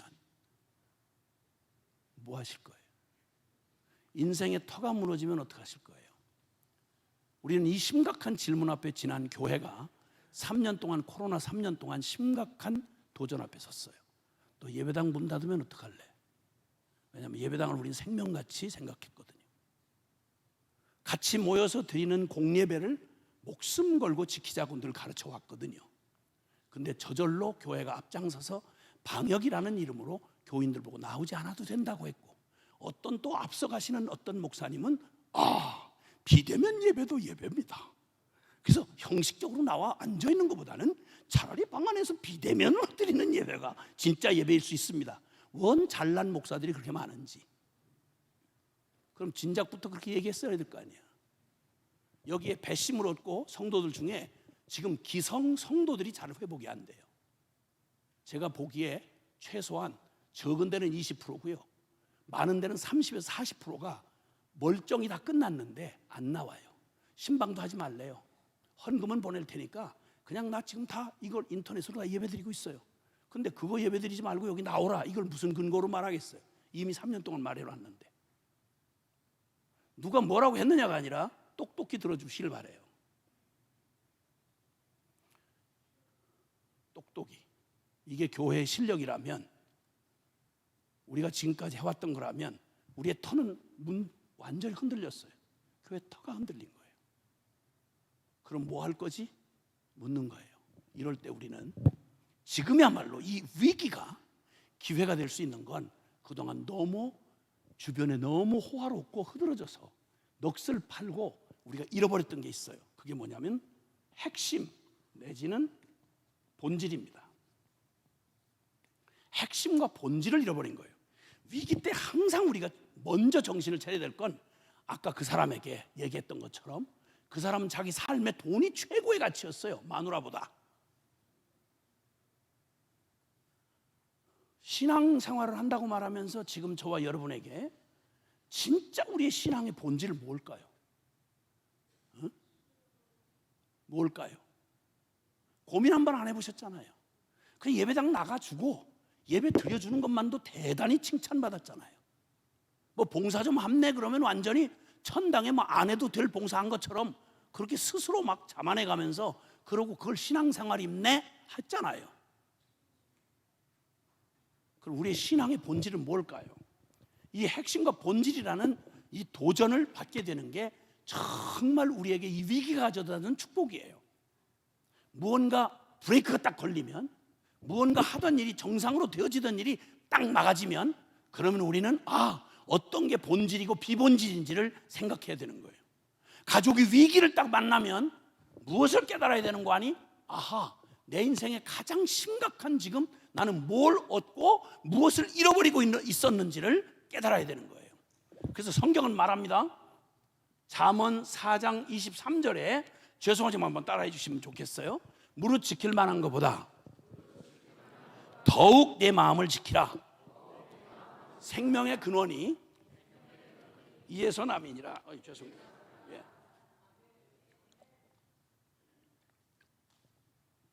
죄송합니다. 티셔츠 이렇게 좋아요. 젖어도 상관이 없기 때문에 많이 활용해 주시길 바라요. 하여튼 지킬 만한 모든 것들 다 귀하다. 지켜라. 열심히 지켜라. 그러나 더욱 지켜야 될 게 있다. 그게 뭐냐? 생명의 근원이 바로 네 마음에 있다. 네 마음을 돈 지키는 것보다, 명예 지키는 것보다, 네 외모 지키는 것보다, 너의 사업 지키는 것보다, 천하의 어떤 것을 다해서라도 이것만큼은 놓치지 말아야 할 가장 본질적인 게 바로 마음이다, 이렇게 말씀하세요. 자, 그럼 그 얘기를 인간의 삶에서 가장 중요한 게 관계로 이루어져 있는데, 우리 인간 관계 중에 가장 중요한 기본이 바로 부부 아닙니까? 그죠? 부부. 대답하지 마세요. 너무 어려운 질문을 드려서 죄송해요. 근데 어쨌든 하여튼 뭐 현실은 지금 그렇더라도 부부라 그럴 때 부부를 부부되게 하는 가장 중요한 본질이 뭘까요? 아파트? 직장? 성공? 지위? 신분? 뭐 물론 있으면 더 좋겠죠. 그런데 다른 게 다 사라져도 부부를 부부되게 하는 가장 중요한 게 뭐냐? 아모스서 3장 3절에 보면요, 이런 말씀하셨어요. 죄송합니다, 따라합시다. 두 사람이 의합지 않고야 어찌 동행하겠느냐? 같이 산다는 의미가 마음으로 서로 하나 되어 서로 사랑하지 않는다면 그게 부부 호적을 올리고 애 낳고 재산 공동 소유하고 그러는데, 우리 다들 행복하자고 지금 맞벌이 부부 하잖아요. 맞벌이 부부가 뭐 죄도 아니다 지금 이런 얘기 하는 거 아니니까 오해하지 마시고요. 결혼하자마자 다들 우리 행복해야 돼, 그래 우리 젊은 날에 준비하자고, 결혼하자마자 직장 휴가 결혼 휴가 잠깐 끝나자마자 남편하고 아내 사이하고 볼 사이가 별로 없어요. 사람 보는 데서 정이 생기는 거거든요. 그러면 직장 동료하고는 평생을 같이 살면서 직장 동료하고는 늘 준비된 모습으로 밝은 모습으로 만나요, 자주. 근데 부부는 꼭 만나는데 양쪽 다 지쳐가지고 다 죽을 만큼 피곤해 지친 얼굴로 그냥 완전히 흘러내린 피곤한 몸으로 두 부부가 저녁에 만나는 것밖에 없어요. 이게 시간이 계속 가면 무슨 일이 일어날까요? 지금 한국은 가정의 위기로 말할 때요, 세계 1위예요. 자살률 세계 1위고요 15년째. 자살 성공에서 통계 잡힌 것만 OECD 국가 중에서 부동의 1위예요 3만 불 넘었다고 하는 나라가 수치스러운 이게 세계 지금 랭크되어 있는 게 얼마나 많은지. 사회 지수로 보면, 사회 행복 지수로 보면 여러분, 한국 사회는 심각한 위기 상황입니다. 애를 안 낳아가지고요, 요대로 다른 방법이 일어나지 않는 한 지금 0.78명인가 그래요. 두 부부가 2명을 낳아도 본전치기밖에 안 돼요. 근데 결혼한 두 부부가 아이를 낳는 비율이 0.78이면 반도 안 된다는 거예요. 점점 인구가 이미 줄기 시작했어요. 이렇게 하면 나중에 한국 민족 자체가 없어져요. 한국인이라는 자체가 없어지는 게 수학적으로 나와 있어요. 근데 이걸 누가 바꾸죠? 이걸 바꿀 수 있는 유일한 데가 어디냐면 교회예요. 근데 교회의 성도들이 앞장서 가지고 지금 서로 세속적이고 육적인 일에 익숙해져 가지고 오히려 세상보다 한 발 더 앞서서 세속화가 진행이 되고 있어. 이렇게 해서 부부가 이렇게 살다 보니까 다른 건 행복하자고 뭐 돈, 집, 차, 지위, 성공, 직장 이 모든 걸 다 갖췄는데 앞불싸 눈에 보이는 걸 지키느라고 뭘 잃어버렸냐면 두 사람 사이에 사랑이 식어가는 걸 직감을 못한 거예요. 뒤로 자꾸 미룬 거예요. 그러다가 어느덧 가면 돌이킬 수 없을 만큼 마음이 완전히 식어버려. 여러분, 이렇게 해서 부부가 위험이 되면요, 제일 심각한 부부는요, 가난하고 병들고 이런 거 아니에요. 우리 부모 세대가 다 그렇게 살아왔지만, 저도 그렇게 살아봤지만, 여러분, 가정은 그러기에 더 어려울수록 더 가정은 끈끈해져요. 정상적이라면. 사랑하는 가족이 있다는 게 얼마나 든든한지 몰라요. 그런데 거꾸로 IMF 때 우리 한국 가정에 엄청난 가정이 깨졌어요. 빚졌다고, 사업 부도났다고. 뭘 거지 같은 놈의 가정이, 이런 가정이 다 있어. 어떻게 결혼을 알고 결혼했길래, 아니 돈 사업 좀 부도났다고 갈라지는 부부야? 원래 그렇게 했어? 무슨 정략 결혼했어? 돈 줄이자고 한 거야? 이게 결혼이야 이거? 여러분, 이 비극적인 열매가 지금 사회의 각계각층에 어떻게 이 비극이 스며들고 있는 거 아세요? 사회적으로 아무리 땜질하고 고치려고 해봐도요, 이 근본 문제가 해결 안 되면 해결 안 돼요. 여러분, 그 끔찍한 상처를 받은 아이들의 평생의 삶을 누가 보상해줘요? 그거 누가 고쳐주겠냐고. 가정 규모가 다 깨져가는 거예요. 근데 전부 뭐 먹고 살만해졌는데 뭐 다 자동차 끌고 내 편안하게 1인 가정이 엄청나게 늘어나고 있어요. 지금 둘도 같이 안 살아요. 그러니까 부부 중에 제일 비극적인 부부는 병들고 뭐 사업 이게 아니고요, 마음이 식어진 부부, 이거 진짜 비극이에요. 옛말에 동상이몽이라는 말 있잖아요.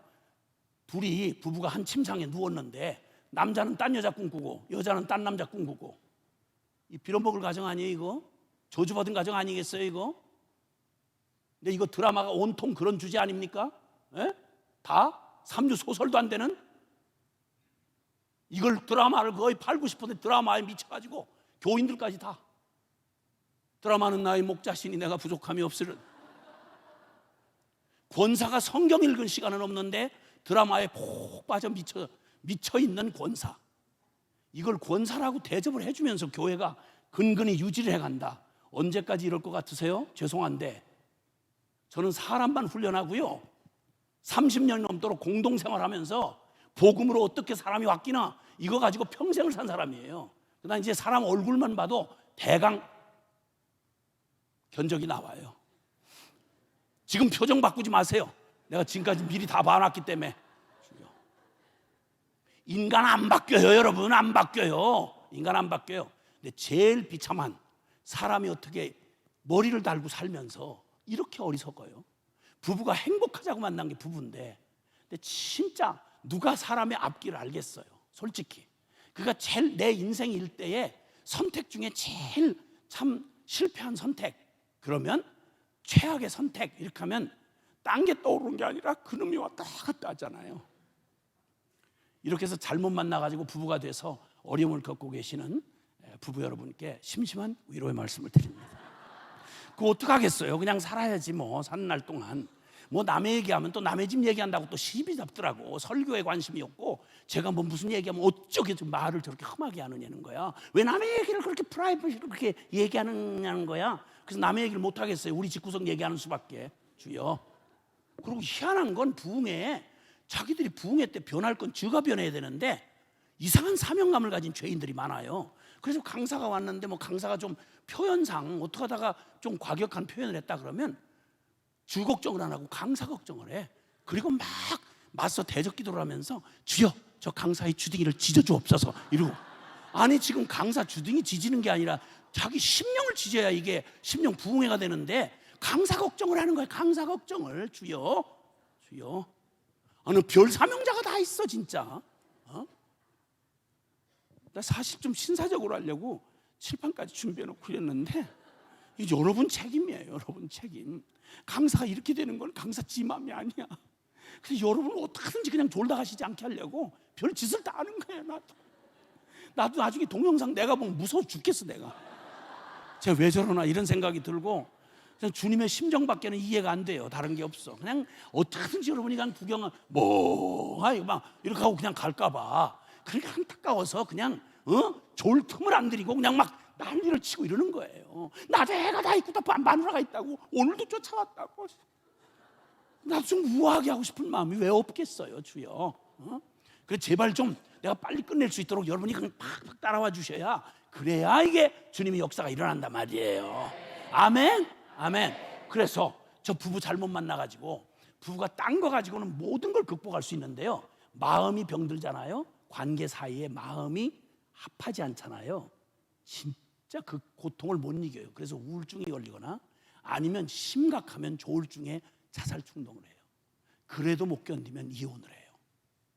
그러니까 천하에 지킬 만한 것 중에 제일 중요한 게 뭐라고요? 마음이라고요. 마음 잃어버리면 다 잃어버린 거예요. 우리 부모님도 우리 어머니 잠깐 말씀드렸지만 어떻게 골라서 만난 신랑이 가만히 그분의 신랑이니까 저한테는 아버지네. 그러니까 아버지를 잘못 만나가지고 난 우리 어머니가 마누라 여자 취급을 받는 걸 한 번도 본 적이 없어요. 어떻게 애를 낳는지 난 그게 신기해. 하여튼 뭐 그렇게 날마다 두드려 맞고 그냥 남편한테 그렇게 고생당하면서 너무너무 어렵게 사셨어요. 그러니까 뭐 마음으로 뭐 신랑이다 뭐 부부다 이런 생각 못하고 사신 것 같아. 근데 우리 집만 이런가 했더니 제가 복음을 가지고 영혼들을 복음으로 살린다고 쫓아다니다 보니까 사람이 다 멀쩡히 웃고 멀쩡하신 분들 같은데 조금만 깊이 들어가 보면 멀쩡한 집안이 없더라고요. 다 갈등이 있고 어려움이 많고, 그중에 특히나 한국 가정에 이 부부간의 관계는요, 이거 드러내놓고 말을 못하는 수치 문화가 많아서 몰라서 그렇지 멀쩡한 집안이 별로 많지 않더라고요. 그래서 너무너무 어려운 신랑을 만나서 고생 너무 많이 하시는 자매님들 그 안타까운 사연을 듣다 보니까 내가 위로를 하고 싶은 마음이 있더라고.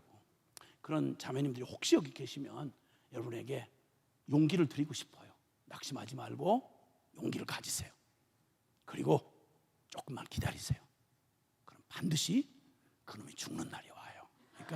그러니까 너무 낙심하지 마세요. 그냥 자포자기하지 말고 용기를 가지세요. 용기를 가지세요. 응? 주여. 그랬더니 제가 이 얘기를 했더니 사람들이 설교를 어떻게 듣는지 아세요? 지가 듣고 싶은 것만 들어. 그 얘기는 내가 예로 한 거고 딴 얘기를 한 건데, 실제 얘기는 그 얘기는 온데간데 없고 너무 기쁜 소식이야. 그게 이걸 견딜 수가 없어요. 여러분, 전도가 어떻게 되는지 아세요?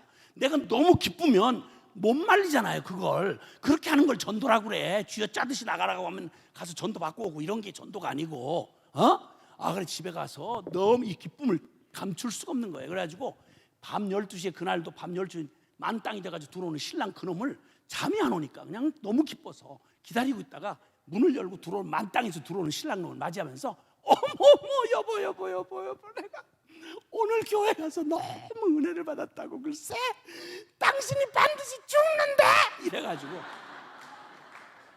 밤새도록 두드려 맞았다는 미확인 보도가 있어요. 난 책임 안 져. 그런 사람들한테 분명히 경고하는데 말귀 좀 알아들어요.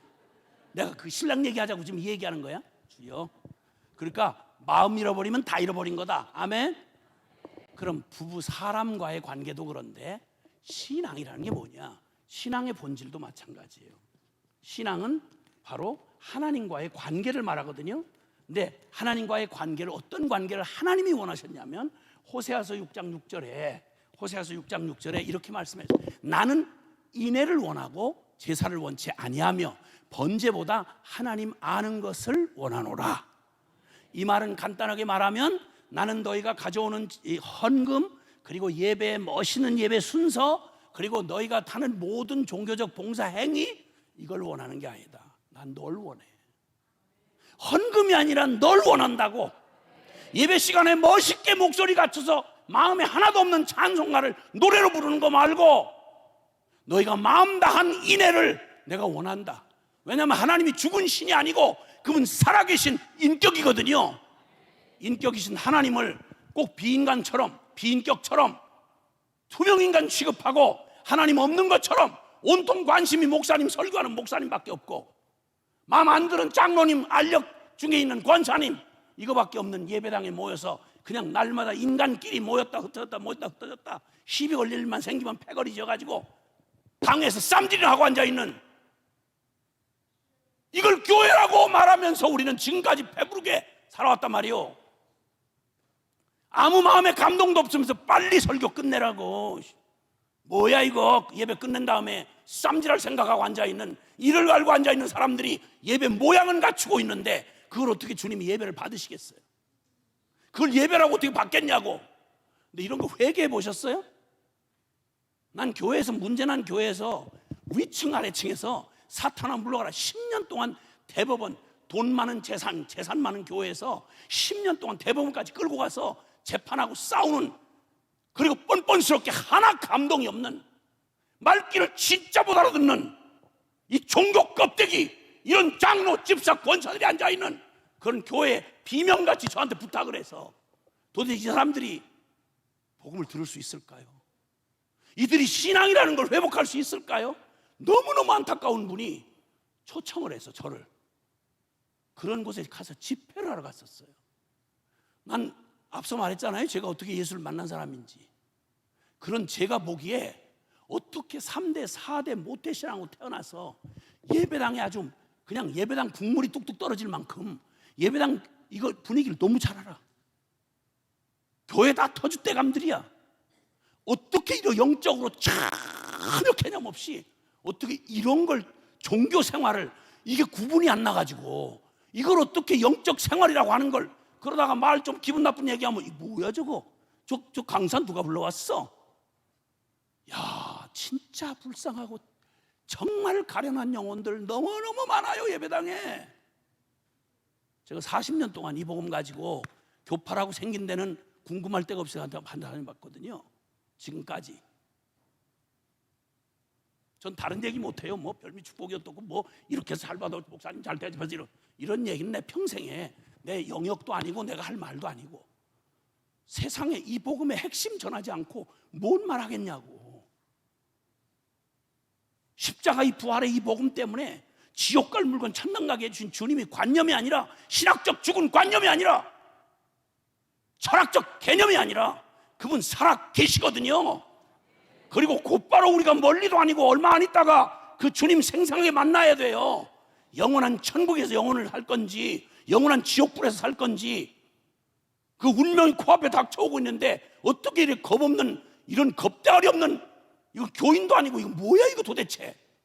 난 이런 일이 교회 안에 이렇게 많이 아무런 고민 없이 이렇게 진행되고 있다는 자체를 저는 이해를 아무리 100번 할래도 이게 안 돼. 이게 농담이야 이게. 그 영원한 운명을 어떻게 책임지려고 이러네 말이야. 어떻게. 이건 제 얘기가 아니에요. 성경에 관심 좀 가지고 읽어보세요. 내가 다 인용을 할 수 없어 그러는데, 여러분 이 기가 막힌 주님의 소원이 깨끗이 거절당하는데, 이사야서 29장 13절에 보면 말했잖아요, 마음이 본질이라고요. 근데 이사야서 29장 13절이면 구약 이사야 선지자 때 가장 종교적으로 왕성할 때예요. 우리가 지난 우리 70년대, 80년대, 90년대처럼. 근데 그때 주님이 뭐라고 말씀한지 아세요? 이 백성이 입으로는 나를 가까이 하고 입술로는 나를 존경하나 그러나 그 마음은 내게서 멀리 떠났나니 오직 사람의 계명으로 가르침을 받았을 뿐이라. 이게 이사야 시대에 그 타락한 유대 예루살렘 성전을 중심으로 주여주여 하던 모태 신앙들, 아브라함의 정통 자식들이 벌리는 기가 막힌 일이었어요. 더 끔찍한 얘기를 다 소개할 수가 없어요. 이사야서 1장은 시작하자마자 하늘이여 들으라, 땅이여 귀를 기울이라. 소는 그 임자를 알고 나귀는 그 주인의 구유를 알건만은 내 백성 내 이스라엘은 나를 모르고 나를 버리고 나를 떠나갔도다. 가슴 아픈 탄식을 하는 말이 아야 이사야서 시작하자마자 시작이 돼요. 그러면 이 마음이 떠나면 무슨 꼴이 생기는지 아십니까? 역사적 증거는 뭐 증거를 댈 게 없을 만큼 너무너무 쌓여 있는데, 다른 거 그만 둬놓고 신약시대예요. 신약시대에 요한계시록에 7교회가 나와요. 그 중에 에베소 교회, 그 다음에 7교회 중에 제일 칭찬을 많이 받던 교회죠. 제자 훈련 잘 받았고요, 대단히 단단한 교회였습니다. 역사에 하나님의 기적을 많이 봤고요, 바울 사도 최고의 선교사를 통해서 제자 훈련, 십자가 복음 정확하게 받았던 교회였어. 주님이 다 칭찬하셨어요. 그 중에 딱 하나, 무슨 위기가 찾아왔냐면 그 교회가 워낙 칭찬을 받고 대단한 교회다 보니까 자기들 스스로도 전부 주님을 위해서, 복음을 위해서 아주 전사들이 되어 있었어요. 그러는 사이에 주님 요한계시록 2장 4절 5절에 그러나 너희에게 책망할 일이 하나 있다. 그것은 바로 너희가 처음 사랑을 버렸느니라. 사랑하는 여러분, 교회가 여기까지 오도록 우리 천안 서지방에 있는 19개 교회라고 그러시던가요? 그 교회 한 교회는 크고 적음을 떠나서 어떤 기도와 눈물로 그 교회가 지금 여기까지 이르렀는지 여러분 아시잖아요. 그 일을 시작할 때 그냥 놀기 삼아 시작한 건 아닐 거 아니에요. 처음 개척하던 순간에 주님 앞에 눈물로 서원하며 고백할 때 뭐라고 하셨나요? 그 사랑은 지금 현재형입니까? 장로님들 안수 받으실 때 나 같은 죄인을 어떻게 교회 장로로 세우시나, 받을 수 없는 기가 막힌 은혜에 감격하며, 여러분 장로 되시던 날, 안수 받던 날의 그 감격 없으셨다 몰라도 있다면 그때 그 첫사랑의 첫 마음 지금 있으세요? 평생의 예배당 휴지만 줍다가 그저 문지기로 살다가 죽어도 세상에 무슨 영광, 이런 영광이 있겠나. 눈물과 감격으로 드리던 주님 앞에 그 고백과 순전함, 찬송가를 부르다 가슴이 터져나갈 것 같아서 부를 수 없었던 제가 주님 앞에서 그 찬송가 제대로 사절을 부르기 어려운 거예요. 늘 감동이 돼서. 여러분은 언제 예배 시간이든 어떤 때든 찬송가를 부르다가 목이 매가지고 더 부를 수가 없어서 눈물 때문에 목이 매서 찬송가를 이어 부르지 못했던 그런 감동의 순간이 언제가 마지막이셨습니까? 하나님의 말씀 설교를 듣다가 그 말씀이 내 가슴을 쳐서 마음에 남이 모르는 감동 때문에 눈물을 쏟고 회개를 해본 적은 언제가 마지막이셨습니까? 난 이렇게 뜨겁다던 한국교회가 제가 보았던 그 충격적이었던 그 한국교회 열기가 서서히 식어가는 걸 저는 80년대 후반부터 이미 보기 시작했습니다. 기도원에 그냥 불쌍한 교인들이 한국교회 새벽기도 그러면 보통 최소한 11조 이상이라고 그랬습니다. 울어도 예배당 와서 울었고요, 하소연을 해도 예배당에서 하소연했다고. 그래서 의지할 데 없는 교인들이 산자락마다 붙들고 산기도에, 철야기도에, 금식기도에 매달리면서 그 기가 막힌 운명에 찌그러들지 않고 그 모진 세월을 이겨내면서 남편을 두드려 맞고 버림받고 그저 그 척박한 환경에 어느 사회적 보험 못 받아도 오직 주님 한 분 매달려서 그저 공단에서 공장에 그 청춘 다 그렇게 보내면서 손가락이 잘리고 그 어려운 난관을 겪으면서도 다르게 반응하지 않았고 하나님 앞에 울며 매달렸어요. 그리고 자식들 늠름하게 키워냈어요. 한국 사회의 중추적 역할을 하는 사람들로 세워냈어요. 그 뜨거운 가슴과 열기를 가졌던 한국교회 기도는 난 세상에 나가서 다른 나라 사람들이 소문을 늦게 듣고 한국교회 기도하는 교회라는데 우리 좀 기도 좀 가르쳐달래요. 너무 기가 막혔던 중국 지하교회 핍박을 이겨낸 그 지하교회 지도자들을 만나서 이 말씀을 전하는데 이분들이 뭐라고 그러는 거 아니 한국교회 얘기를 들었다는 거예요. 그분들은 목숨 걸고 살아왔어요.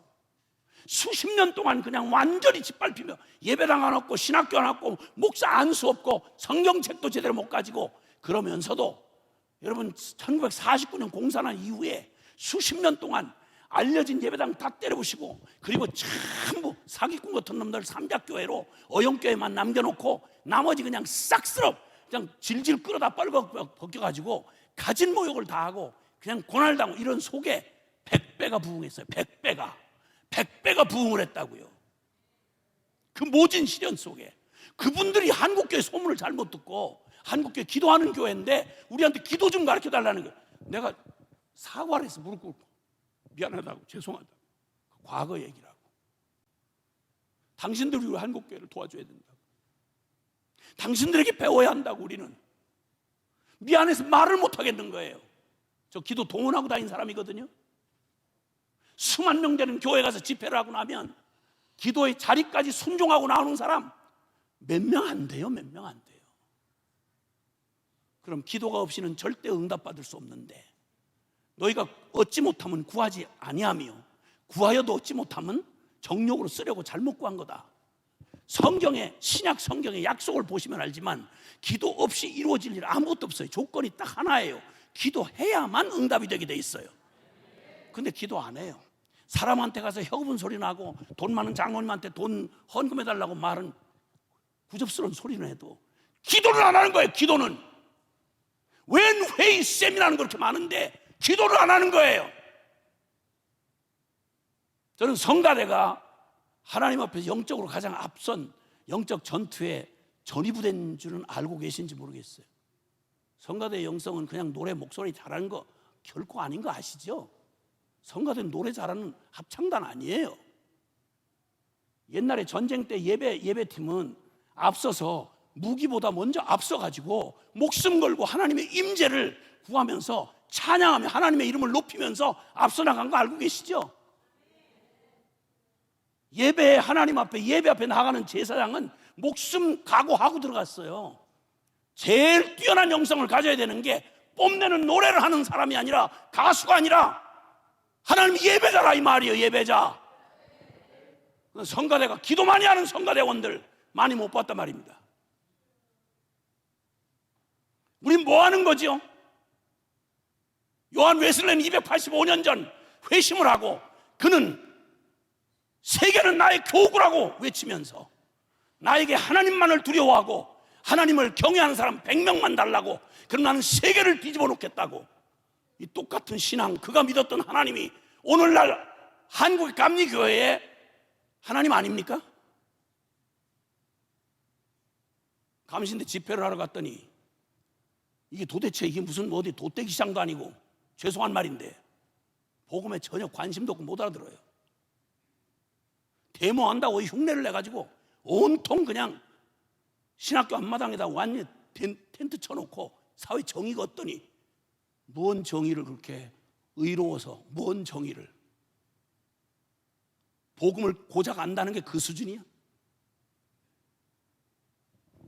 이제 더 이상 우린 더 이상 이대로는 안 된다는 것쯤은 동의하셔야 됩니다. 우리 이대로는 안 돼요. 하나님 우리를 좀 바꿔주세요. 우리를 변화시켜 주세요. 우리 한국교회를 좀 살려주세요. 120년 전 토마스 하디를 통해서 그의 심령을 뒤집어 회개케 하시던 그 하나님의 거룩한 성령의 거룩한 바람이 왜 지금 역사 못합니까? 그때는 불가능하다고 낙심한 때였습니다. 토마스 하디가 이 한국 사람, 이 사람들, 이 조선 사람들 이거 안 된다, 이 사람들은 수준이 낮다, 인종차별적으로 생각을 했습니다. 백인에다가 의사에다가 잔뜩 백인 우월주의를 갖고 있던 그가 강원도 통천에서 완전히 사역 몇 년 동안 실패를 경험하고 완전히 비참한 마음으로 왔다가 기도하던 중국 선교사들의 간청에 의해서 그 선교사들을 위한 모임을 준비하다가 성령께서 그의 심령을 때리셔서 그 안에서 일어난 회개가 도화선이 돼서 선교사들이 회개를 하고 부흥이 일어나고 그게 교회로 번지고, 그리고 하나님께서 그 오만하던 백인 우월주의의 교만을 꺾어버리고 하나님의 놀라운 부흥의 불길을 붙여주신 그 성령님은 지금 이 밤도 우리에게 동일하게 역사하십니다. 오 하나님, 이제 그냥 지방에 잠깐 의식적인 행사가 아니라 저도 잠깐 무슨 강사 노릇하고 가는 불쌍한 인생 되지 말게 하시고, 우리 모두가 다 살아계신 하나님 앞에서 주님 우리를 다시 한번 살려주세요. 우리를 다시 한번 살아계신 하나님을 만나게 해주세요. 웨슬레를 바꿔놓으신 그 하나님이 내가 고백하는 바로 그 주님이신데, 하디를 통해 부흥을 주신 그 하나님이 바로 지금 배심 후에 오늘 우리에게 동일한 하나님이신데, 할렐루야. 어떻게 뜨거운 헌신과 감동으로 주님을 사랑하며 섬겼는지를 여러분이 다 잘 아시잖아요. 우리 하나님 살아 계세요. 지금도 역사하세요, 여러분. 아멘이십니까?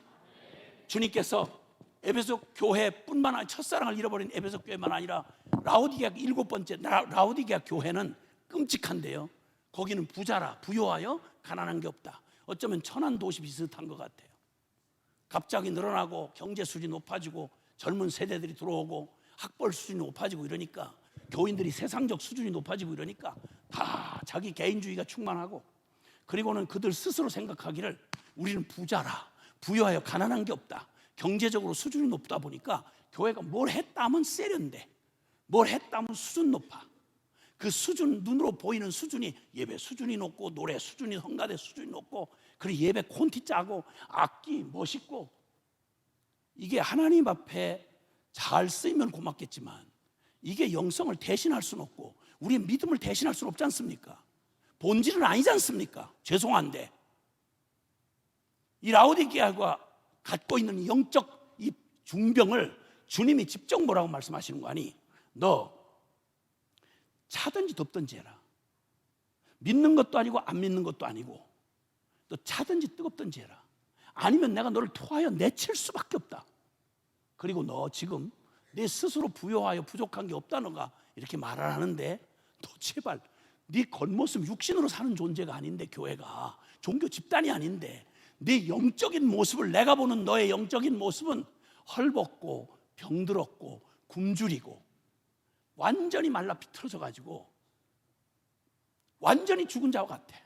제발 네가 믿음의 안약을 사서 네 영의 눈을 좀 떠서 네 영혼의 비참한 헐벗고 벌거벗고 굶주리고 병들고 전혀 산자 같지 않는 네 비참한 영혼의 꼬라지를 보고 난 장로인데요, 난 선교사인데요, 나는 목사인데요 말고 네 영혼의 모습을 좀 봐라.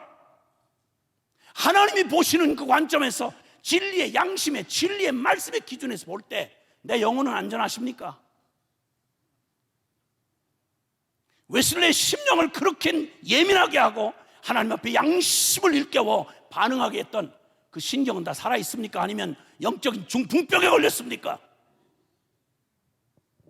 그 엄청난 충격적인 이 십자가의 복음을 저 세례 문담용 정도로 다 치부해버리고 영적 치매 걸린 건 아닙니까? 혹시나 무슨 은혜를 받았는지, 하나님이 내게 이런 기이한 일이 어떤 일인지, 살아계신 하나님의 말씀의 역사가 어떻게 성취되어 왔는지 당연히 알아야 할 하나님의 그 크고 기이한 주님의 그 구원과 복음의 진리를 전혀 치매병 걸린 사람처럼 아무것도 기억도 못하고, 그 기가 막힌 라우디게아 교회의 영적 상태를 진단하시고 주님이 하신 말씀입니다.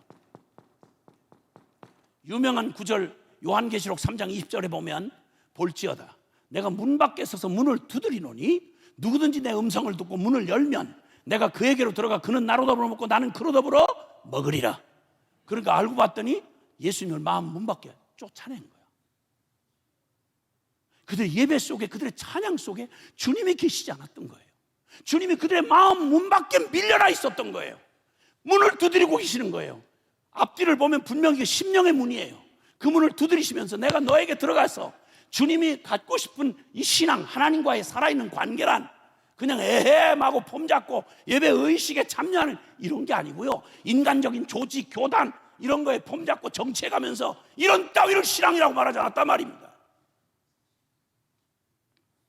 거기 주님이 말하는 거예요. 내가 문을, 너 마음의 문을 열면 내가 너에게로 들어가 너는 나로 더불어 먹고 나는 너로 더불어 먹으리라. 일주일에 예수님은 일주일에 한 번 교도소 면회하듯이 지 멋대로 6살 동안 살다가 여기 와가지고 안녕하셨습니까? 예수님 그동안 잘 계셨습니까? 1시간 예배 좀 길면 곤란합니다. 잘 마치고 면회 마치고 가겠습니다. 제가 알아서 6살 동안 살 테니까 따라오지 마십시오. 다음 주에 정확하게 나올 겁니다. 목사님이 나를 자꾸 째려보는데 제가 어떻게 안 나옵니까? 나오겠습니다. 안녕히 계십시오.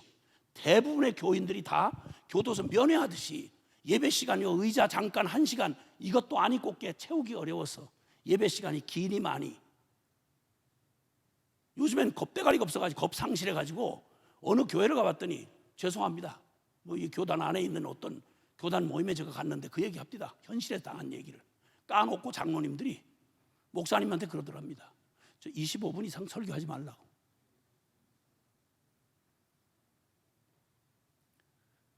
누가 세웠죠 이런 장로를? 이 교회가 뭐 하는 데죠?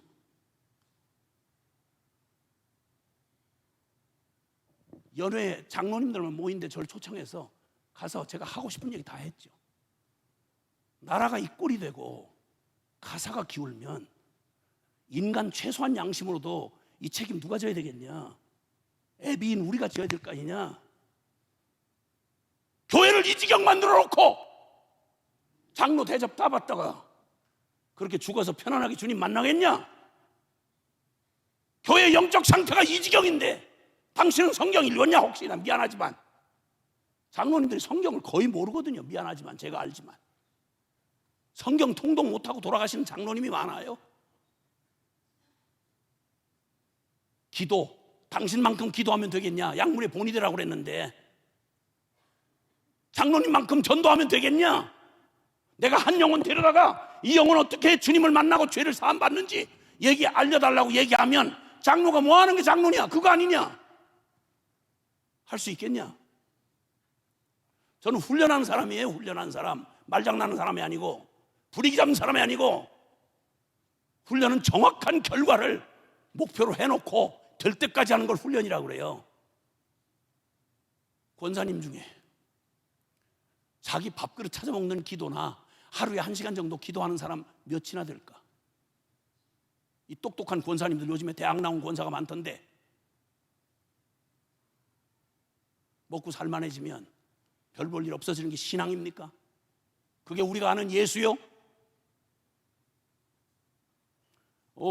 좋은 말 하다가 제가 너무 마음이 상해가지고요. 뭐 하는 건가? 이거 무슨 쇼를 하는 건가? 뭐 하는 건가 이거? 연예인 하나 불러다가 그냥 위로잔치 하는 거예요 이거? 여러분, 저와 여러분이 안 바뀌면요, 미안하고 죄송하지만 이번 집회는 어쩌면 저와 여러분의 생애에 주님의 마지막 경고가 될런지 모릅니다.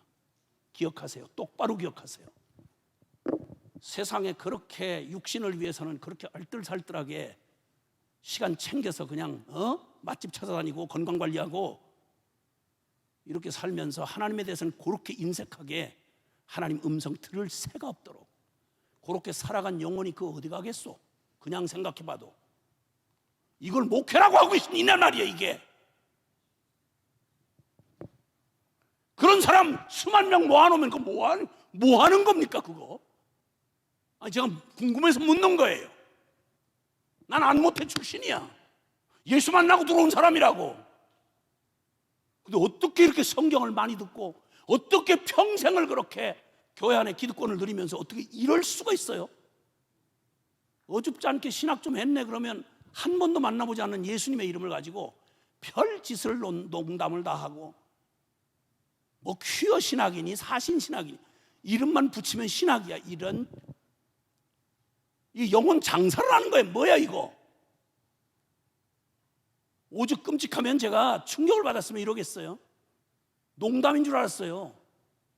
이름만 되면 여러분이 어쩌면 아시는 분들 많이 계시는 교회인데 거기를 갔는데 그 아주 뭐 다원주의니 포스트모던이니 서양의 그 썩은 신학 물을 먹고 온 어떤 한국 유명했던 어떤 사람이 목회하던 곳이에요. 그 선임 목사가 후임 목사한테, 난 농담인 줄 알았어요. 농담할 분위기가 아니죠. 후임 목사한테 등을 뚝뚝 두드려주면서 여보게, 목회라는 건 그게 어렵지 않아. 쉬워. 딱 두 가지만 하지 말게. 첫째, 지금 시대가 어느 시대인데 십자가 일어나. 십자가 얘기 절대 하지 말게. 정통 교단에 죄송합니다. 여러분이 속한 교단입니다. 그 두 번째, 성령 그런 얘기 하지 말게. 지금 얘기가 어느 때인데 그럼 요 두 가지만 하지 말고 한 가지만 꼭 기억하고 하게. 이게 후임 목사한테 선임 목사가 남겨주는 지침이에요. 그건 다른 게 아니고 피곤해 지쳐 사람들 오늘날 현대인 살기 어려워. 그러니까 좋은 예화집에서 좋은 예화 찾아가지고 설교가 끝나기 전에 한번 교인들이 팍 하고 이렇게 웃을 수 있도록 좋은 예화를 하나씩 꼭 챙겨서 설교 시간에 꼭 하나씩 그 시간이 끝나기 전에 한번 팍 웃도록, 그래서 엔돌핀이 막 일어나도록 그렇게 하도록 하게. 그러면 목회는 어려울 거 없어. 이게 농담이 아니라 이 목사님, 후배 목사님이 복음을 아는 분인데 죽을 것 같은 거예요. 그러니까 아예 잘릴 생각하고 저를 불렀어요. 70주년 기념 성회에 제가 갔습니다. 이게 한국의 정통 교단 안에서 일어나는 일입니다. 뭐 그 말장난 그 얼마 안 가서 끝나죠. 주님 만날 텐데. 그렇지 않겠어요? 그 숨 언제까지 쉬겠어요, 그 인간? 주님 만날 텐데. 너 예수님 이름 가지고 너 장난 많이 했더라, 너. 주의 종이라고 그러면서. 너 성경책 들고 아주 재밌는 얘기 많이 했대. 너 그렇게 해서 넌 천국 원래 안 믿었잖아. 네 믿는 대로 가, 그럼. 더는 안 돼요. 진짜 더는 안 됩니다, 여러분. 우리 더는 안 됩니다. 선택하셔야 합니다. 살아계신 하나님 편에 서든지 아니면 아니든지. 이제 종교 냄새 피우면서 분위기 잡고 믿지도 않고 만나보지도 않은 예수님 이름 팔아가지고 교회 붙어가지고 이상한 월급 받고 이렇게 하지 말고 못 만났으면 못 만나다고 톡 까놓고 얘기를 하라고.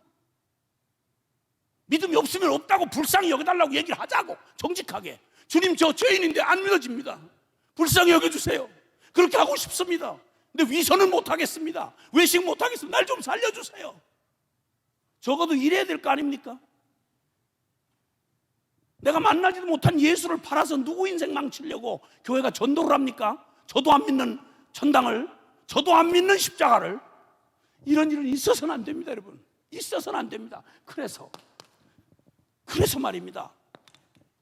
주님께서 우리를 만약 복음의 능력이 우리의 삶을 변화시키려면요, 다른 걸 변화시키는 게 아니라 내 영혼의 중심, 즉 내 마음 중심을 바꿀 수 없다면 그 복음은 나한테 복음이 될 수가 없어요. 마음으로 믿어 의에 이르고 입으로 시인하여 구원에 이르느니라. 할렐루야. 마음으로 믿어진 바는 절대 외식을 할 수가 없어요. 믿어진 대로 사는 거예요. 그러니까 우리 사는 행동을 보면 돈을 믿는 사람인지 아니면 정말 성령을 믿는 사람인지 말 안 해도 나타나요. 부자 관원이 그렇게 율법을 지키고 어떻게 하면 영생을 얻겠냐고 주님 앞에 나왔을 때 누가복음 18장에 그때 주님이 그 중심을 콕 찌르시잖아요. 너 돈이냐 영생이냐. 그랬더니 그렇게 진지하게 어릴 때부터 율법을 어긴 적이 없다던 가장 완벽했던 유대인인 그가 영생을 추구한다고 진지함으로 자기도 속여가면서 예수님 앞에 나왔던 그가 주님이 딱 한마디로 찔렀어요. 너 돈이냐 영생이냐. 네 모든 재산 다 팔아 가난한 자들에게 나눠주고 넌 날 따르라. 그럴 만한 가치가 영생인 거 너 아느냐? 그럴 만큼 실제가 영생이냐? 라고 물었더니 성경은 아쉽게도 그가 재물이 심히 많으므로 근심을 하며, 근심하는 건 죄가 아니에요. 근심을 하는데 어느 쪽으로 엎어지는 거 아니? 역시나 그가 믿은 쪽으로 엎어지는 거예요. 그는 돈 쪽으로 엎어져서 근심하며 돌아가니라. 그때 주님 말씀하세요. 부자가 천국 들어가기가 낙타가 바늘구멍으로 들어가는 것보다 더 어렵다고요.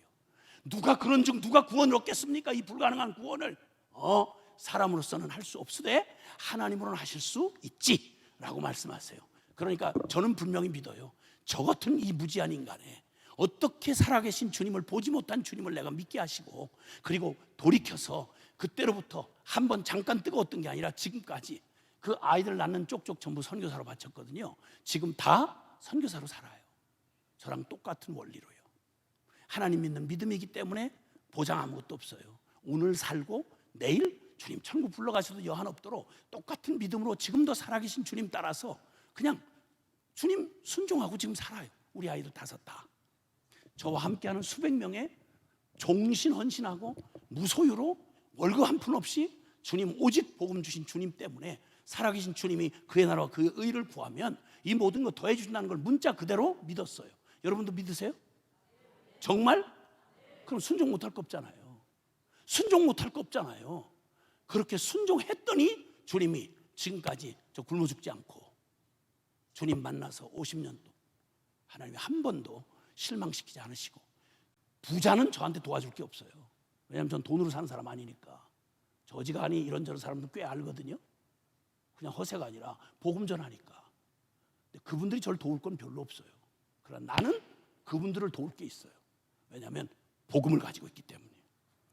우리 선배 베드로와 요한이 한 말처럼 나는 은과 금은 내게 없지만 내게 있는 것으로 너에게 주노니 나사렛 예수의 이름으로 걸어라. 교회는 다른 건 없어도 우리 교회가 가지고 있는 것으로 이 세상을 향하여 천안을 향하여 이 민족을 향하여 줄 게 있으니 너 예수의 이름으로 일어나 걸으라 하고 전할 예수님의 십자가 부활의 복음이 있다 이 말입니다. 그러면 안진뱅이 일어난 정도가 아니라 우리의 영혼을, 저 지옥 갈 영혼을, 하나님을 반역하던 우리 죄인을 바꾸어서 뒤집어서 주님께서 우리를 바꾸어 주를 따르는 사람들로 우리를 변화시킬 수 있습니다. 할렐루야.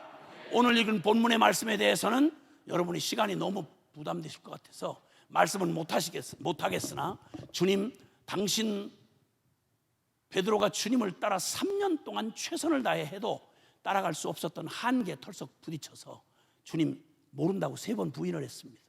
12 제자 중에 가룟 유다 하나는 12분의 1은 예수님 팔아먹고 배가 터져 창자가 흘러나와 죽었습니다. 자살했습니다. 나머지 제자들 다 배신하고 도망쳤습니다. 다 끝장난 거예요. 예수님이 3년 반 동안 직접 세운 제자도 자기들의 최선으로는 따라갈 수 없는 게 예수님의 길이에요. 근데 주님이 이렇게 말씀하더라고요. 지금은 따라올 수 없지만 후에는 나를 따라오리라.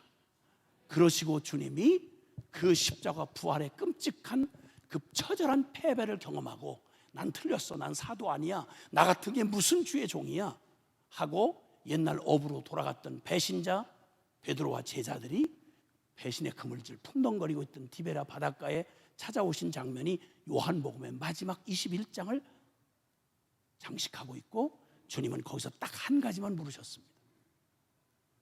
너 각오 제대로 돼 있냐? 너 앞으로 똑바로 하겠어? 너 전문성 갖췄어? 안 물었습니다. 우리의 관심사를 하나도 묻지 않았어요. 주님이 3년 반 동안 제자 훈련 목적이 분명히 드러났습니다.